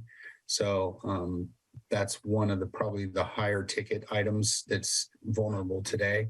The condition does look pretty decent right now. It seems like it wasn't done that long ago. We didn't necessarily do an engineering assessment of the staircase, but that's sort of one of those that in the next 20 years or so may need additional work. And then golf course holes, particularly at 18th tee, 17th green and tee at the very south on the ocean course. And then again, really the coastal trail is really the key public amenity that we're going to be concerned about over time. So just in summary, real quick, the coastal trail in the near term, there's, around the ocean course, 18th green and fairway, there's 6 erosion concerns, areas of erosion concern, and then the beach access staircase are sort of the short-term areas that we need to monitor and make sure that, they're in safe condition. Midterm, we start to see potential impacts to some of the additional golf course impacts and to the coastal trail, especially immediately in front of the Ritz-Carlton, where the trail is sort of a shared trail between the golf course and the coastal recreational access. And then long-term, much of the coastal trail in front of the Ritz-Carlton is likely vulnerable. And then both golf courses and the hotel structure appears to be at risk. There's some further numbers on it, acreages and square feet. I'm not going to go into all that detail. It's in the report, given the late hour. I did want to turn it over to Dave Awning, though, to talk a bit about the current economic conditions and potential impacts. Dave? Thank you, Dave. I'd like to thank everyone for still being online and also apologize for being one of the people who commutes on Highway 92. So this is a single slide summarizing some work that was done to look at the economic value of the area and also the fiscal importance for the city. It was done primarily from publicly available information. A lot of the fiscal revenue streams are commercially in confidence. They are the confidential business of the Ritz-Carlton, Ocean Colony, and the golf course operators. So we didn't have perfect data, and we had to make some approximations. I'm not going to run through all of these figures here, except to highlight that there is on this slide, there is a combination of both actual market transactions and also an attempt to place a value on the recreational use of the area, which is not captured in those transactions. So looking at the importance of the coastal trail and also being able to get down those stairs to the beach itself. And those are associated with fairly substantial estimates of recreational use value. And again, this does not look at ecological values or anything like that. This is really only looking at the human uses.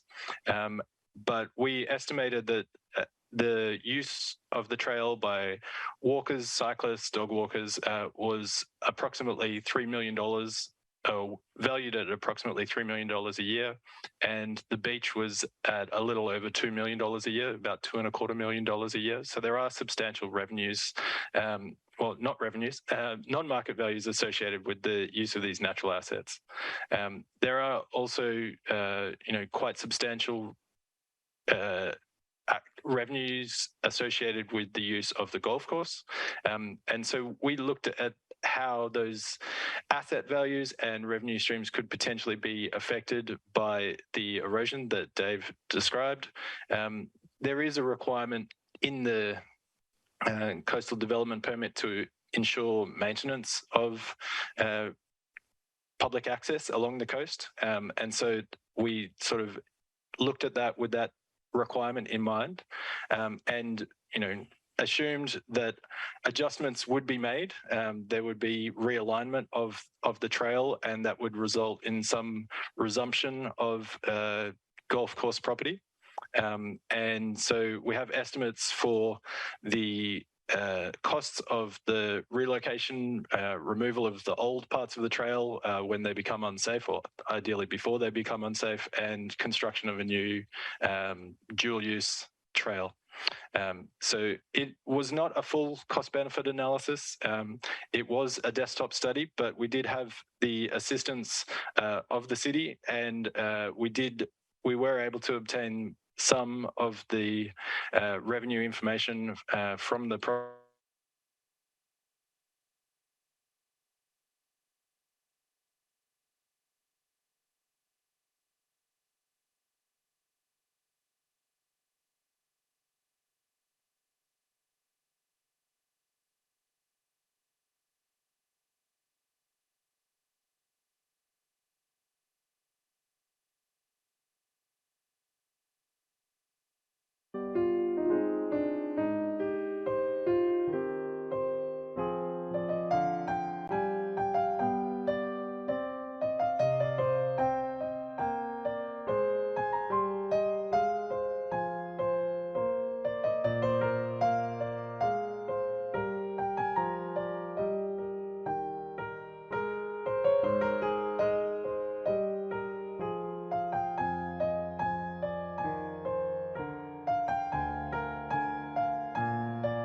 the 5,000 28,000 per linear foot to do that.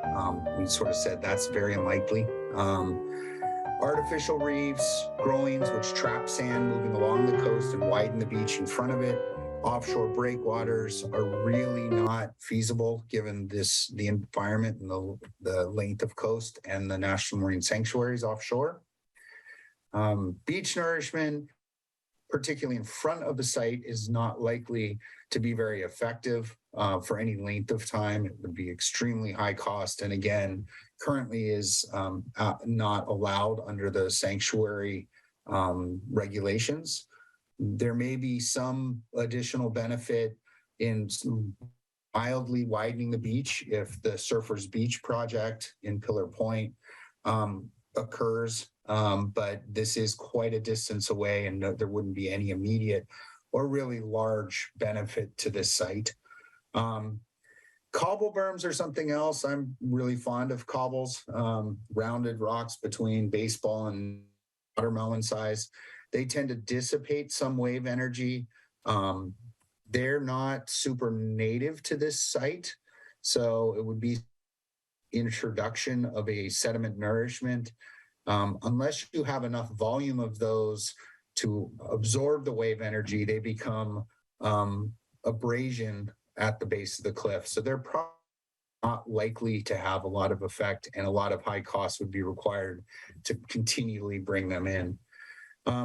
Here, though, there is a lot of space in the golf courses and surrounding areas. Relocation of the most vulnerable sections of the hotel. They have plenty of space on that property. Realignment of the coastal trail. Yes, there's plenty of space in the golf course. They would have to be gone together, as Dave indicated, as part of their CDP approval. So I think I think the take-home message here is that outreach with the Ritz and the golf course and Ocean Colony Partners really needs to, begin in earnest. I know the city's been reaching out. I think this is a great study to sort of help galvanize that, and we need to start some monitoring. We put together an adaptation pathway. This is sort of some policy approaches that we're recommending. Again, additional work on the climate action and adaptation plan, report update, perhaps some local hazard mitigation plan updates, looking at different setbacks. That's all policy work that can be done. We can look at ways to reduce erosion. I did mention early on in the presentation the high groundwater levels. We're seeing seeping throughout the cliffs. We could look at some groundwater management and capture, and perhaps look at native vegetation planting along with that instead of ice plant. There's been some of that work done already, but I'm sure there's more opportunities for that. That's going to slow erosion. It's not going to stop. And then ultimately, we need to start planning the realignments, looking at initially minor realignments, and over time, really looking at phased relocations and realignments, and relocation of sort of the coastal trail. Again, the two recommendations, top two recommendations are that the city needs to continue to engage with the Ritz and Half Moon Bay Golf Links to sort of monitor distances between the coastal trail and the bluff edge, as well as the conditions of the sea caves. The city also should identify sort of some monitoring triggers and sort of refine what the city's vision for the coastal trail and beach access is. So those are kind of that's the quick and dirty of this. And that's, we have happy to answer any questions. The report was attached, gives you a lot more gory details if you want to know anything about data sources and whatnot. So thank you for your time. Thank you. If we could maybe minimize the presentation for a moment so I can see the gallery. Who's raising hands and things? That would be great. We'll start with Harvey.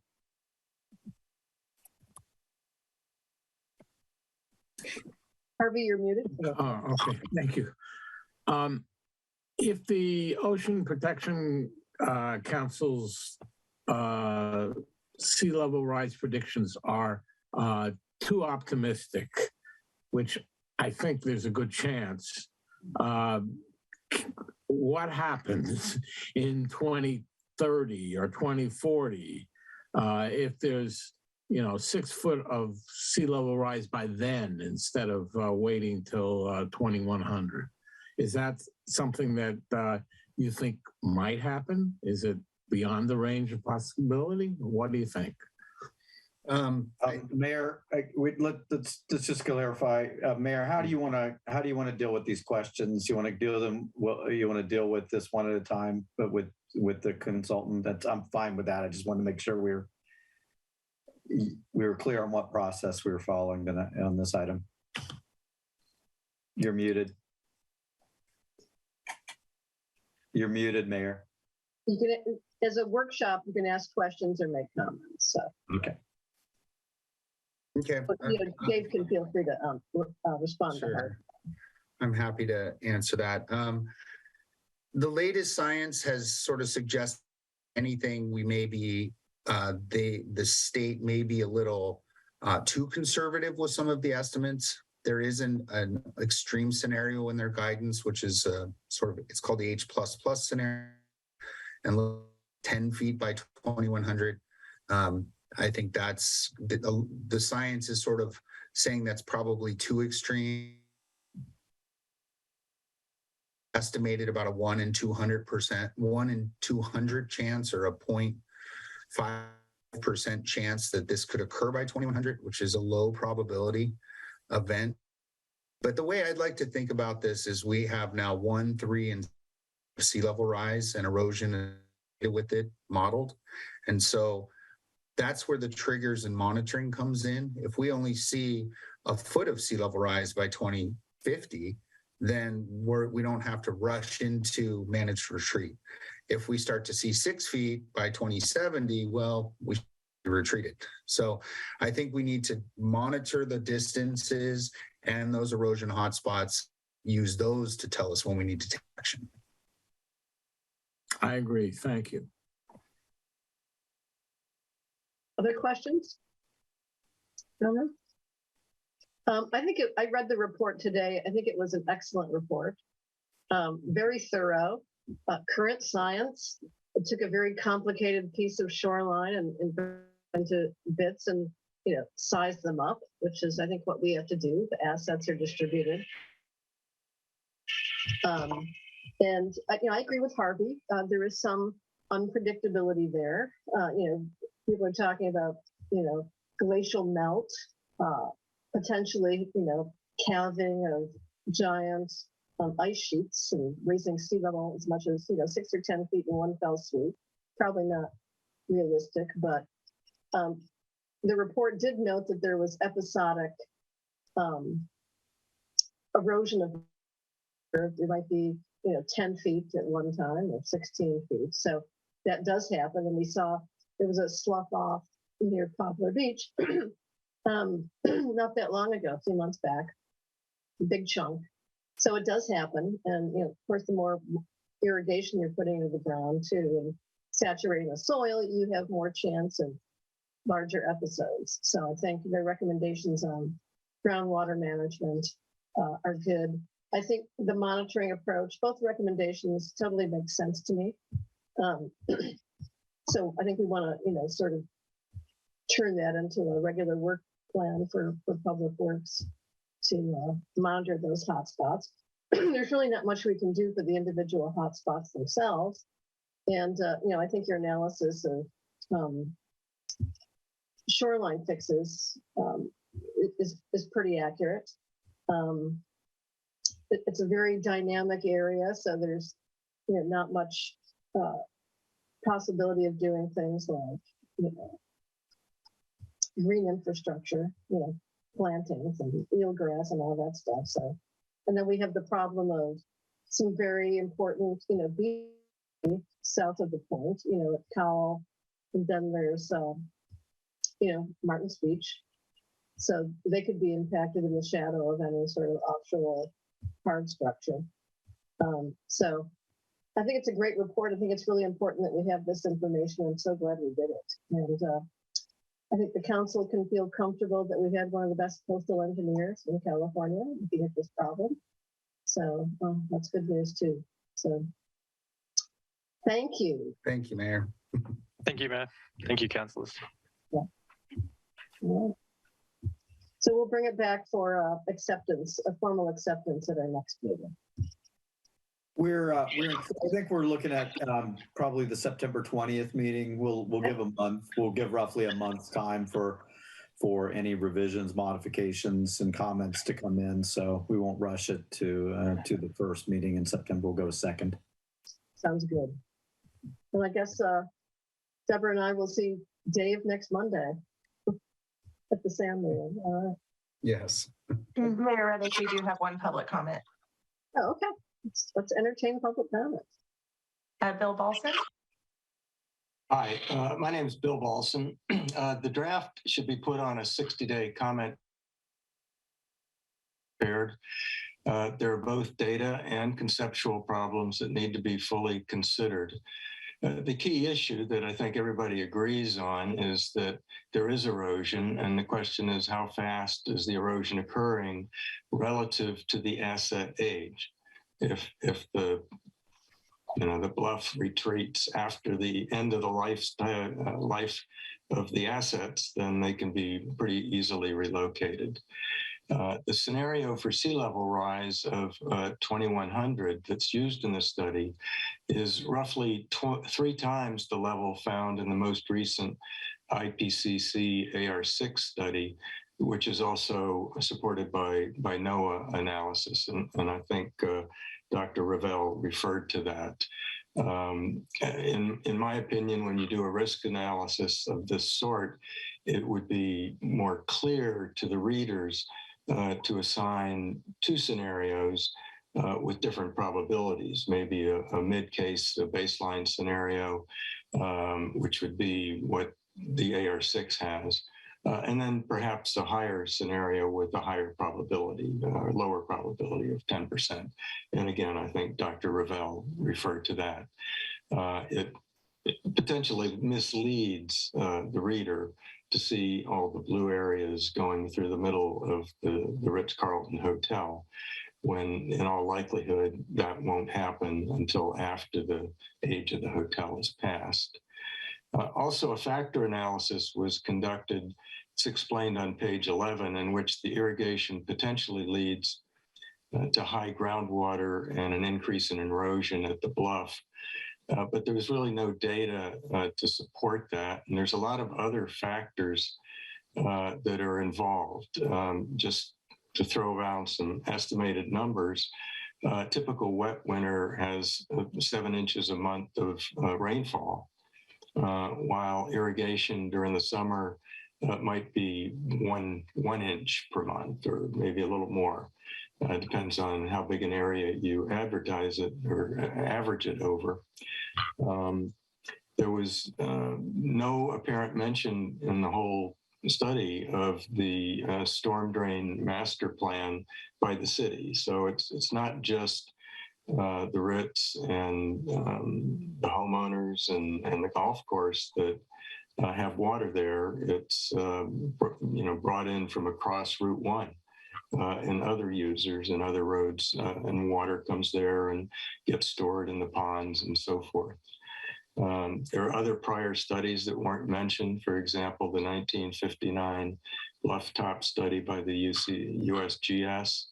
In 1863, the U.S. Navy conducted a detailed assessment of the bluff in connection with the Civil War and preparing for potential battles along there. The timeline is missing a key ingredient, which is the Dean and Dean agreement with the city in 1972, which was recorded by the city. There's a source listed 17 times by Kenneth and Gabriel Adelman. It's a lot of dates, but it's not listed in the reference, and there's no footnote to guide the reader on where to go to get the whole document. On page 53, it should be pointed out for long-term planning purposes that the erosion scenario is conditioned on a particular sea level scenario that's 3 times greater So when you get to the policy analysis, the reader should be re-informed that that's got a low probability associated with it. Either that or maintain 2 scenarios, a base case and a risk scenario. Thanks. Thank you, Bill. We do have one more speaker, Kimberly Williams. Hi, thank you, Mayor Ruddick and City Council members. I just want to say that on behalf of Surfrider of Samity, thanks for a presentation, Monica and the consultants. I thought this was a really, really good, very clear, straightforward presentation, and it's much appreciated.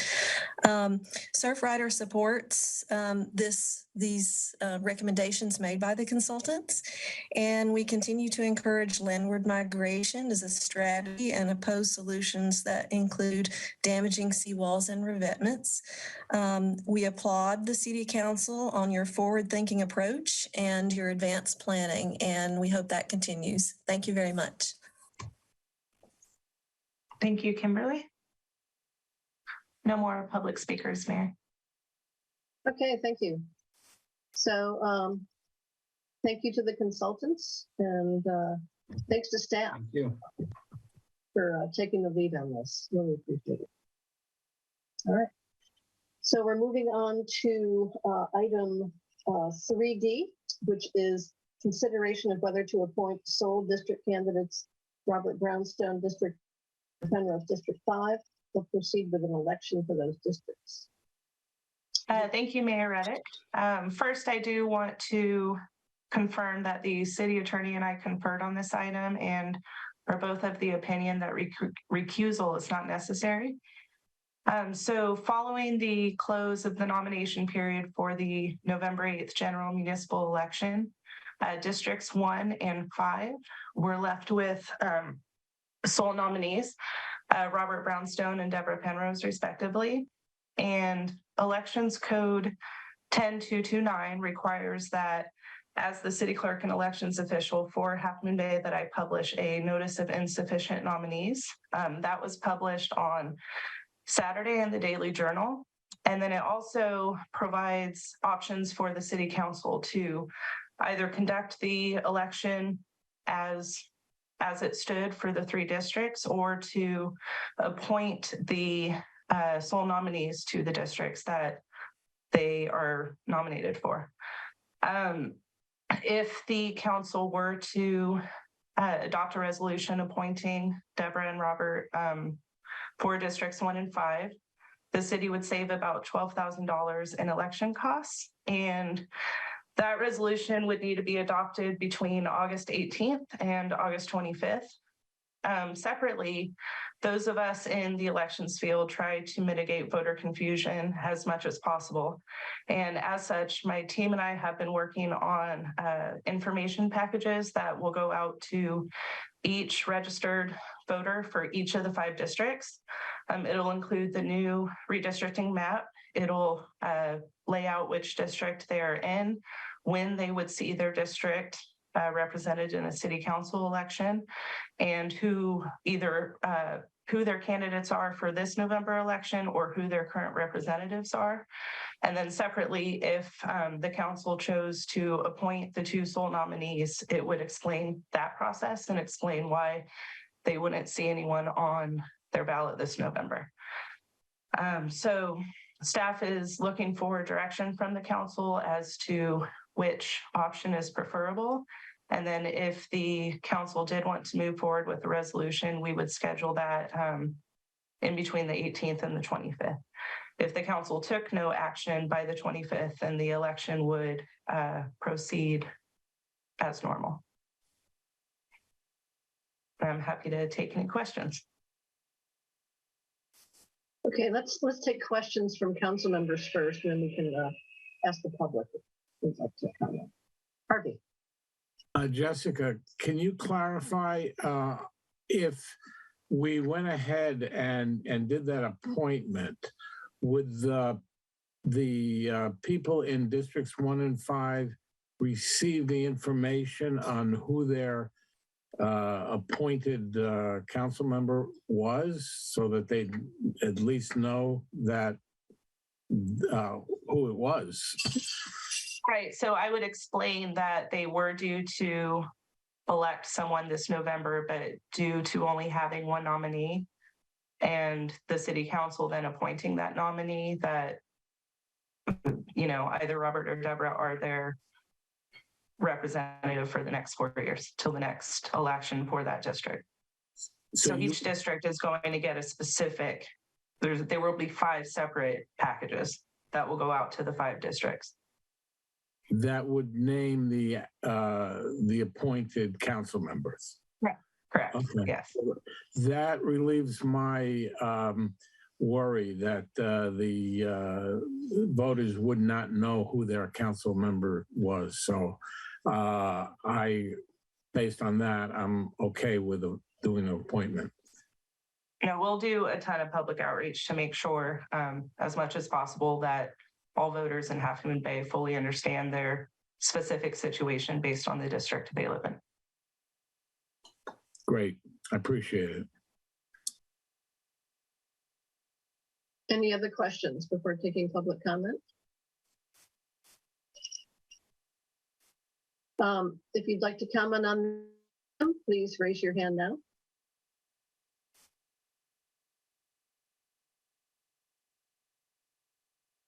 I see no hands raised, Mayor. Okay, then let's bring it back. Comments. Motion.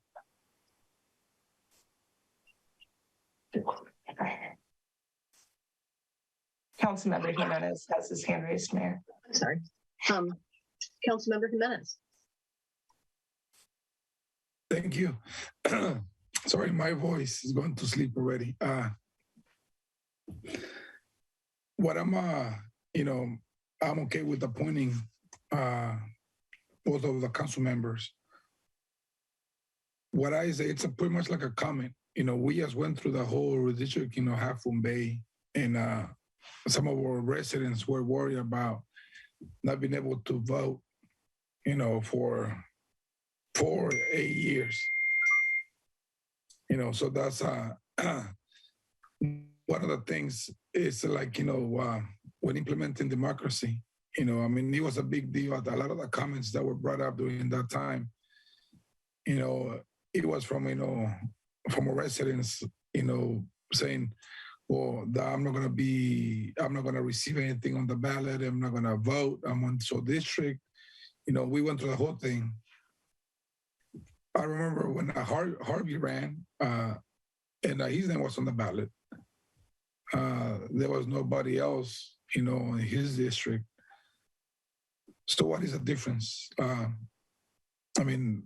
I say, I do support, Councilmember Brownstone and Vice Mayor, Penrose, for their excellent work, civic work for the community. But just, thinking about the ordeal of the whole redistricting of Half Moon Bay, what we had to go through, and I'm for the education, what Jessica mentioned, educating our residents about who represents them, in their district. So it's making the decision, how to go about it. Is this something we want to do? It's just, like I said, it was several months, that we went, and that comment kept coming up. It kept coming up, worrying about, not being able to vote.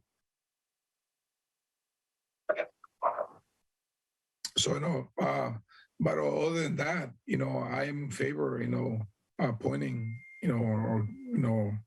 or council members.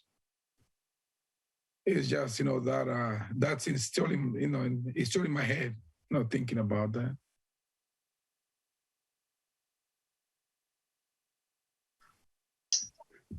Thank you, Joaquin. Mayor Reddick, if I could add one clarification just in regard to when Councilmember Rohrbeck ran unopposed in 2020. We did have the citywide TOT measure, so we were unable to cancel the election for District 2 due to that measure.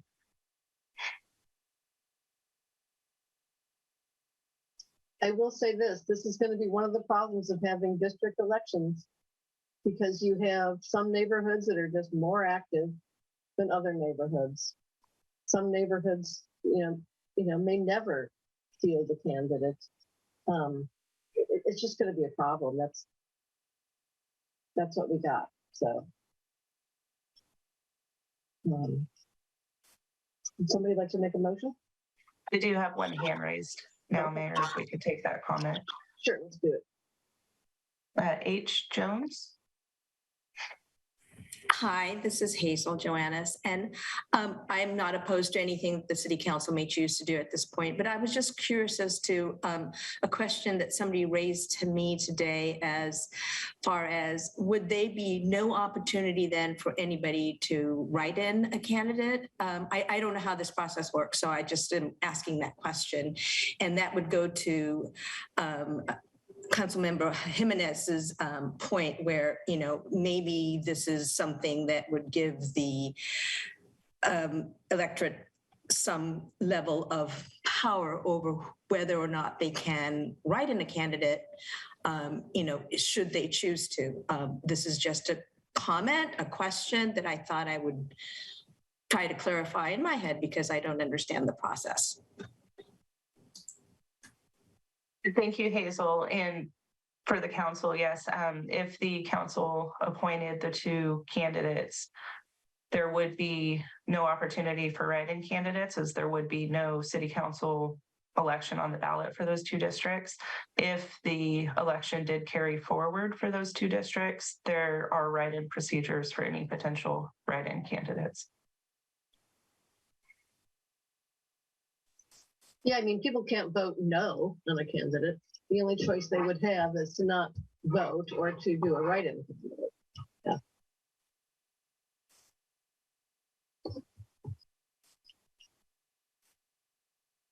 Other questions or comments? Joaquin.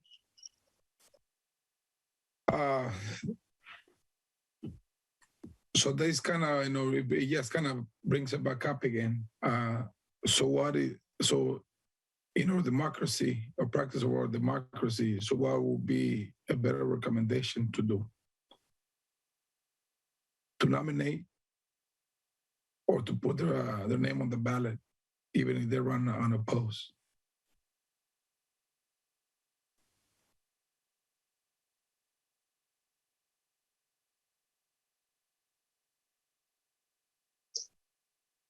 Well, you ask a good question, I think. By putting it on the ballot, you still give people an option to write in and, exercise, the franchise. As limited as it is. On the other hand, you say nobody ran against them. They had no opposition. So that in a sense is a vote of confidence.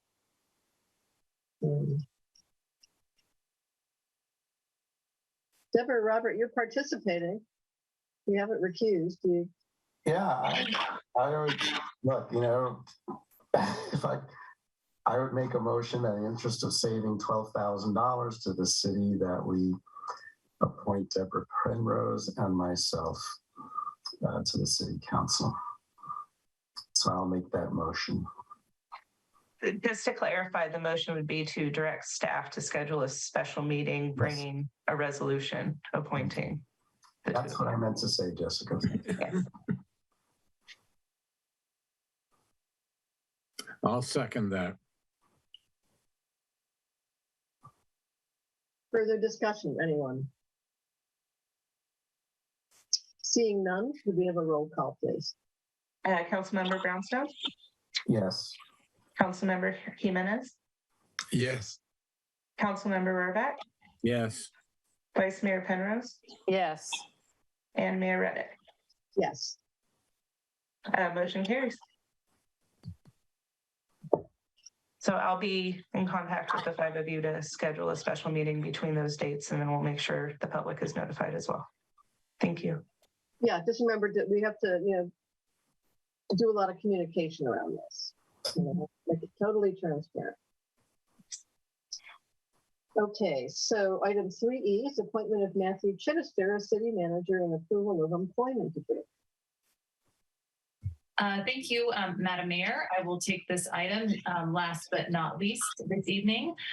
So the introduction, of course, was made earlier this evening with the lovely tribute to Bob. And I will just add my remarks that I've had an incredible 4 years working with Bob and learned so much. And I was taken back to 4 years ago when we were negotiating his contracts. It feels very full circle here tonight to be presenting on the terms of the proposed agreement with Matthew. So of course, Matthew needs no introduction, and we've gone through the background that, upon learning of Bob's decision to become city manager for Goleta, the council scheduled closed sessions. I was provided with direction to negotiate a contract with Matthew, and I am required by law to go over the terms of that contract. This is a contract that's with a city manager, and so the government code is very specific that there needs to be an oral report, typically made by the mayor, or if the mayor prefers, by the city attorney by designation. And so, Mayor, would that be all right for me to go through those terms this evening? I delegate that to you. Excellent. So I will go through these, and I will say that they're primarily actually based on the contract that the city entered into with Bob Nisbet, with a few modifications that I'll discuss this evening. So just sort of going through the bullets, and this is all laid out in the staff report, and the contract is attached to the staff report. So key points are the agreement provides for an annual salary of $265,000 per year. It provides for vacation, sick leave, holidays, typical, and as provided for the city's management team. 8 hours of administrative leave per month, a $500 automobile allowance per month, $100 technology allowance per month. Also, these are all standard provisions. A $10,000 city contribution to retirement plan. That's also in line with what management employees receive. City paid life insurance, a one-time $10,000 reallocation allowance to move to a residence in San Mateo County. In addition, and this next term I'll mention is a new term. This would provide for a one-time loan for a down payment on the purchase of a primary residence within San Mateo County. The loan could be up to $320,000, and that would be subject to the city manager actually closing on the purchase of a residence within 2 years. There are more details that are provided in the contract itself. And if there's any questions about that, I'm happy to go into that. But I'll just mention that this term is modeled after other city manager contracts in the Bay Area. Given the price of housing, many other cities are providing these types of incentives in their city manager contracts. And finally, a participation in CalPERS and the city's medical plan with city contributions of up to $1,900 per month towards a cafeteria plan allowance. All that said, the total annual compensation is estimated at approximately $350,000 per year. Additional details are in the agreement, which is attached to the staff report for this item. So that concludes my oral report. If there are any questions, I'll take those now. Otherwise, feel free to take public comment and consider the item. Thank you, Catherine. I think we allow the public the opportunity to speak at this time before bringing it back to the council. Council has vetted the terms, pretty carefully. So Jessica, if you could ask folks to raise their hands. Thanks. We do have one hand raised so far for Crystal and Gate. Yes, please. Yes, yes, yes, yes. We love Matthew. and I know that you all already know this, but when news came out of Bob's leaving, literally every single person I ran into on the street, like the first thing out of their mouth is, "Did you hear? Is Matthew going to do it? We really want Matthew to do it." And so we were just all had our fingers and our toes crossed that A, you would lovingly offer him the position, and B, he would lovingly accept. So this is a match made in heaven. We really couldn't want this anymore.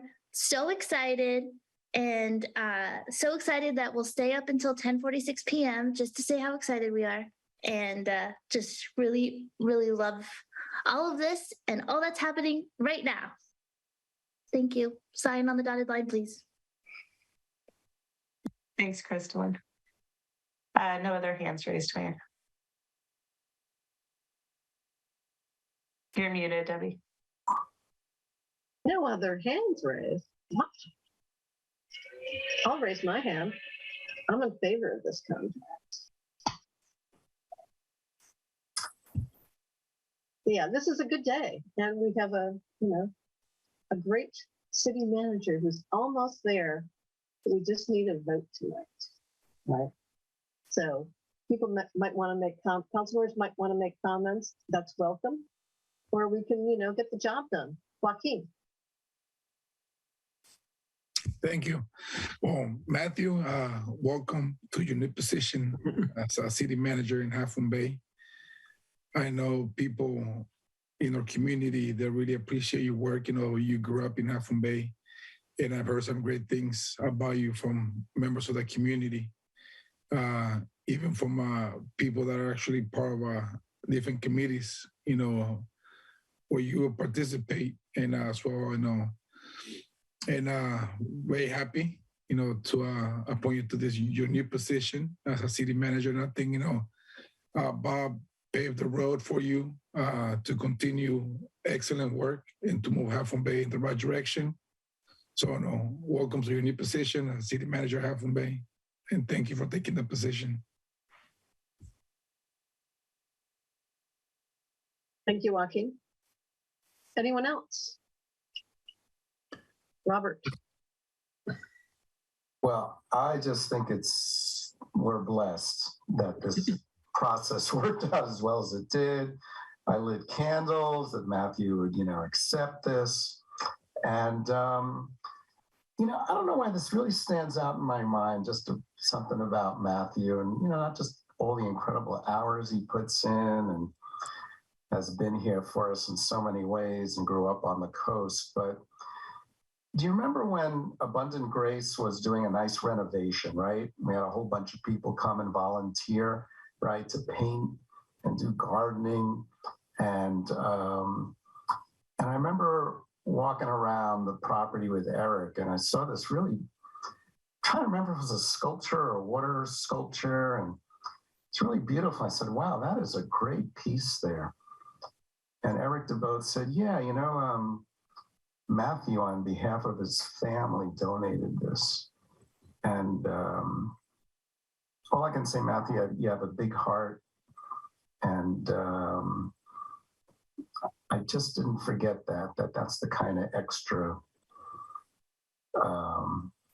wisdom and dedication to this community that, it just comes naturally to you. So thank you. Thank you for accepting the offer. Thanks. Vice Mayor Penrose. Matthew, welcome. And I'm obviously tickled to death. I look so forward to the next couple of years working with you. Harvey, I see your hand's not raised, but you're unmuted. I have not heard a bad word about Matthew from all the people who often are very negative about everything. So welcome, Matthew. Willkommen, bienvenue, welcome to the Half Moon Bay Cabaret. Yeah. Matthew, do you have anything to say for yourself? Yeah, I'm not usually speechless, but I do feel a little bit that way tonight.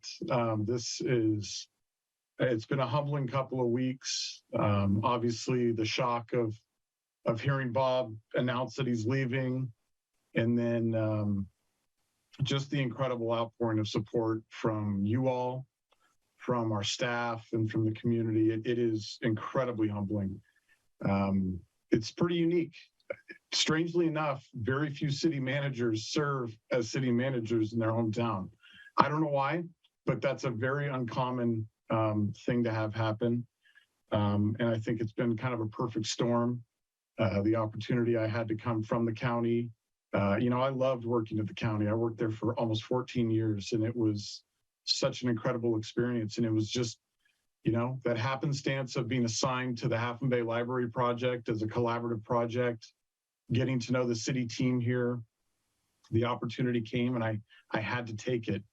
And, I've had my ups and downs over the last 5 years, but it is such a blessing to serve this community, to serve around people that, I've known my whole life, and people that I've gotten to know over the last 5 years.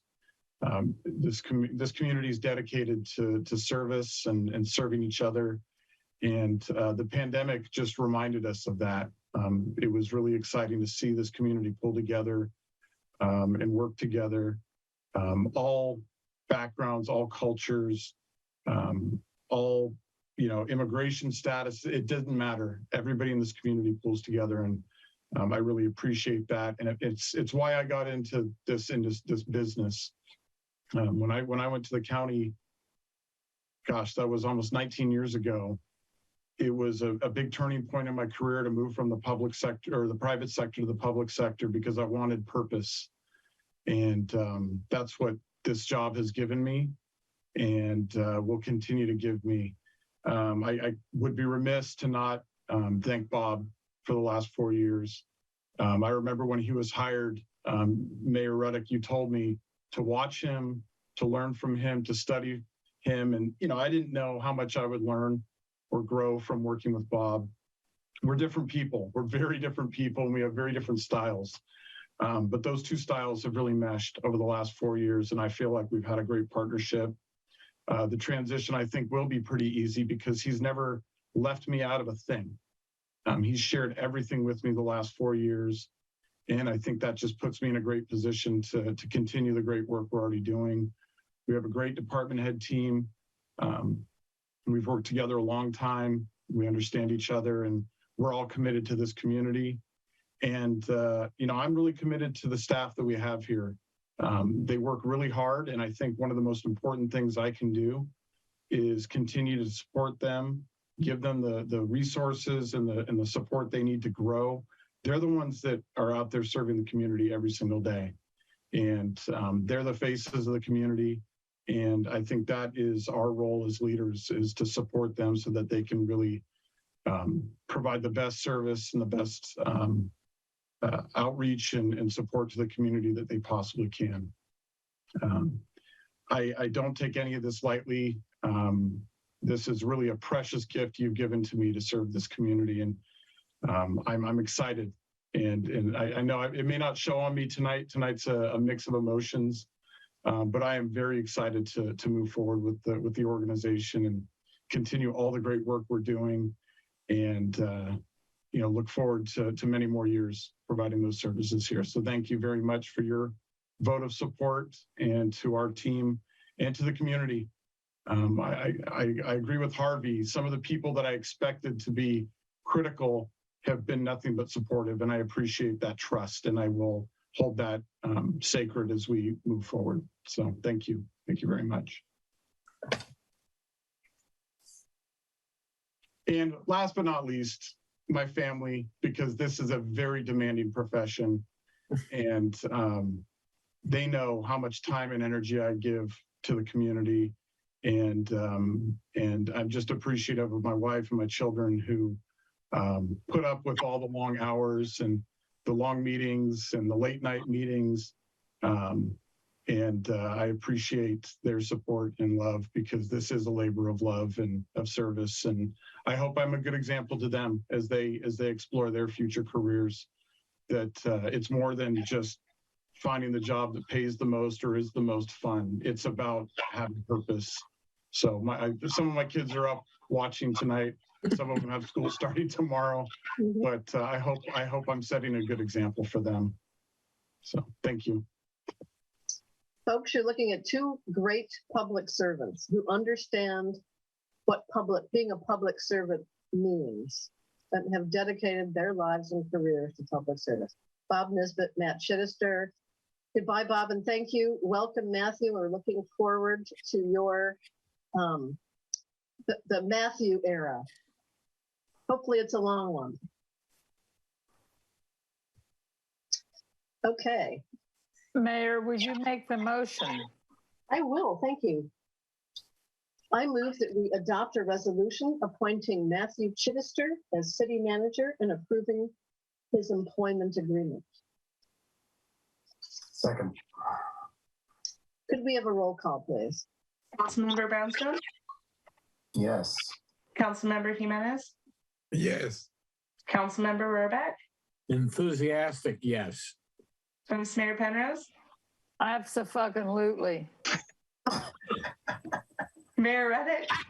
Yay, yes. Motion My carries. kids are watching, Deborah. Thank you. We're gonna have a good time. Okay. But we're gonna get a lot of work done too. Do we have any commission or committee reports? I'll take that as a no. Do we have any city council reports or future agenda items? Joaquin. First, a report. I attended a celebration done by the Oaxacan community in Half Moon Bay, Santiago Apostol. It was a very colorful celebration with the church service, a parade around our community, and then back to church in the Bill building. It was an excellent event. It happens every year. So please keep that in mind. Maybe you would like to attend next year. You know, it's very colorful, a lot of traditional dances and music and food and I mean everything. So I attended to that event. And on future item, I would like to bring back, you know, something that was brought to us about a pilot program about the dogs on the beach.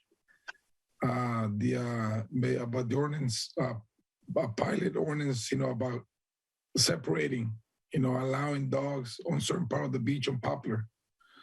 As we continue to ride, you know, the beach, you know, dogs are everywhere. It's becoming dangerous. They're still chasing the horses. Dogs, some of them are still on the leash, but they're loose.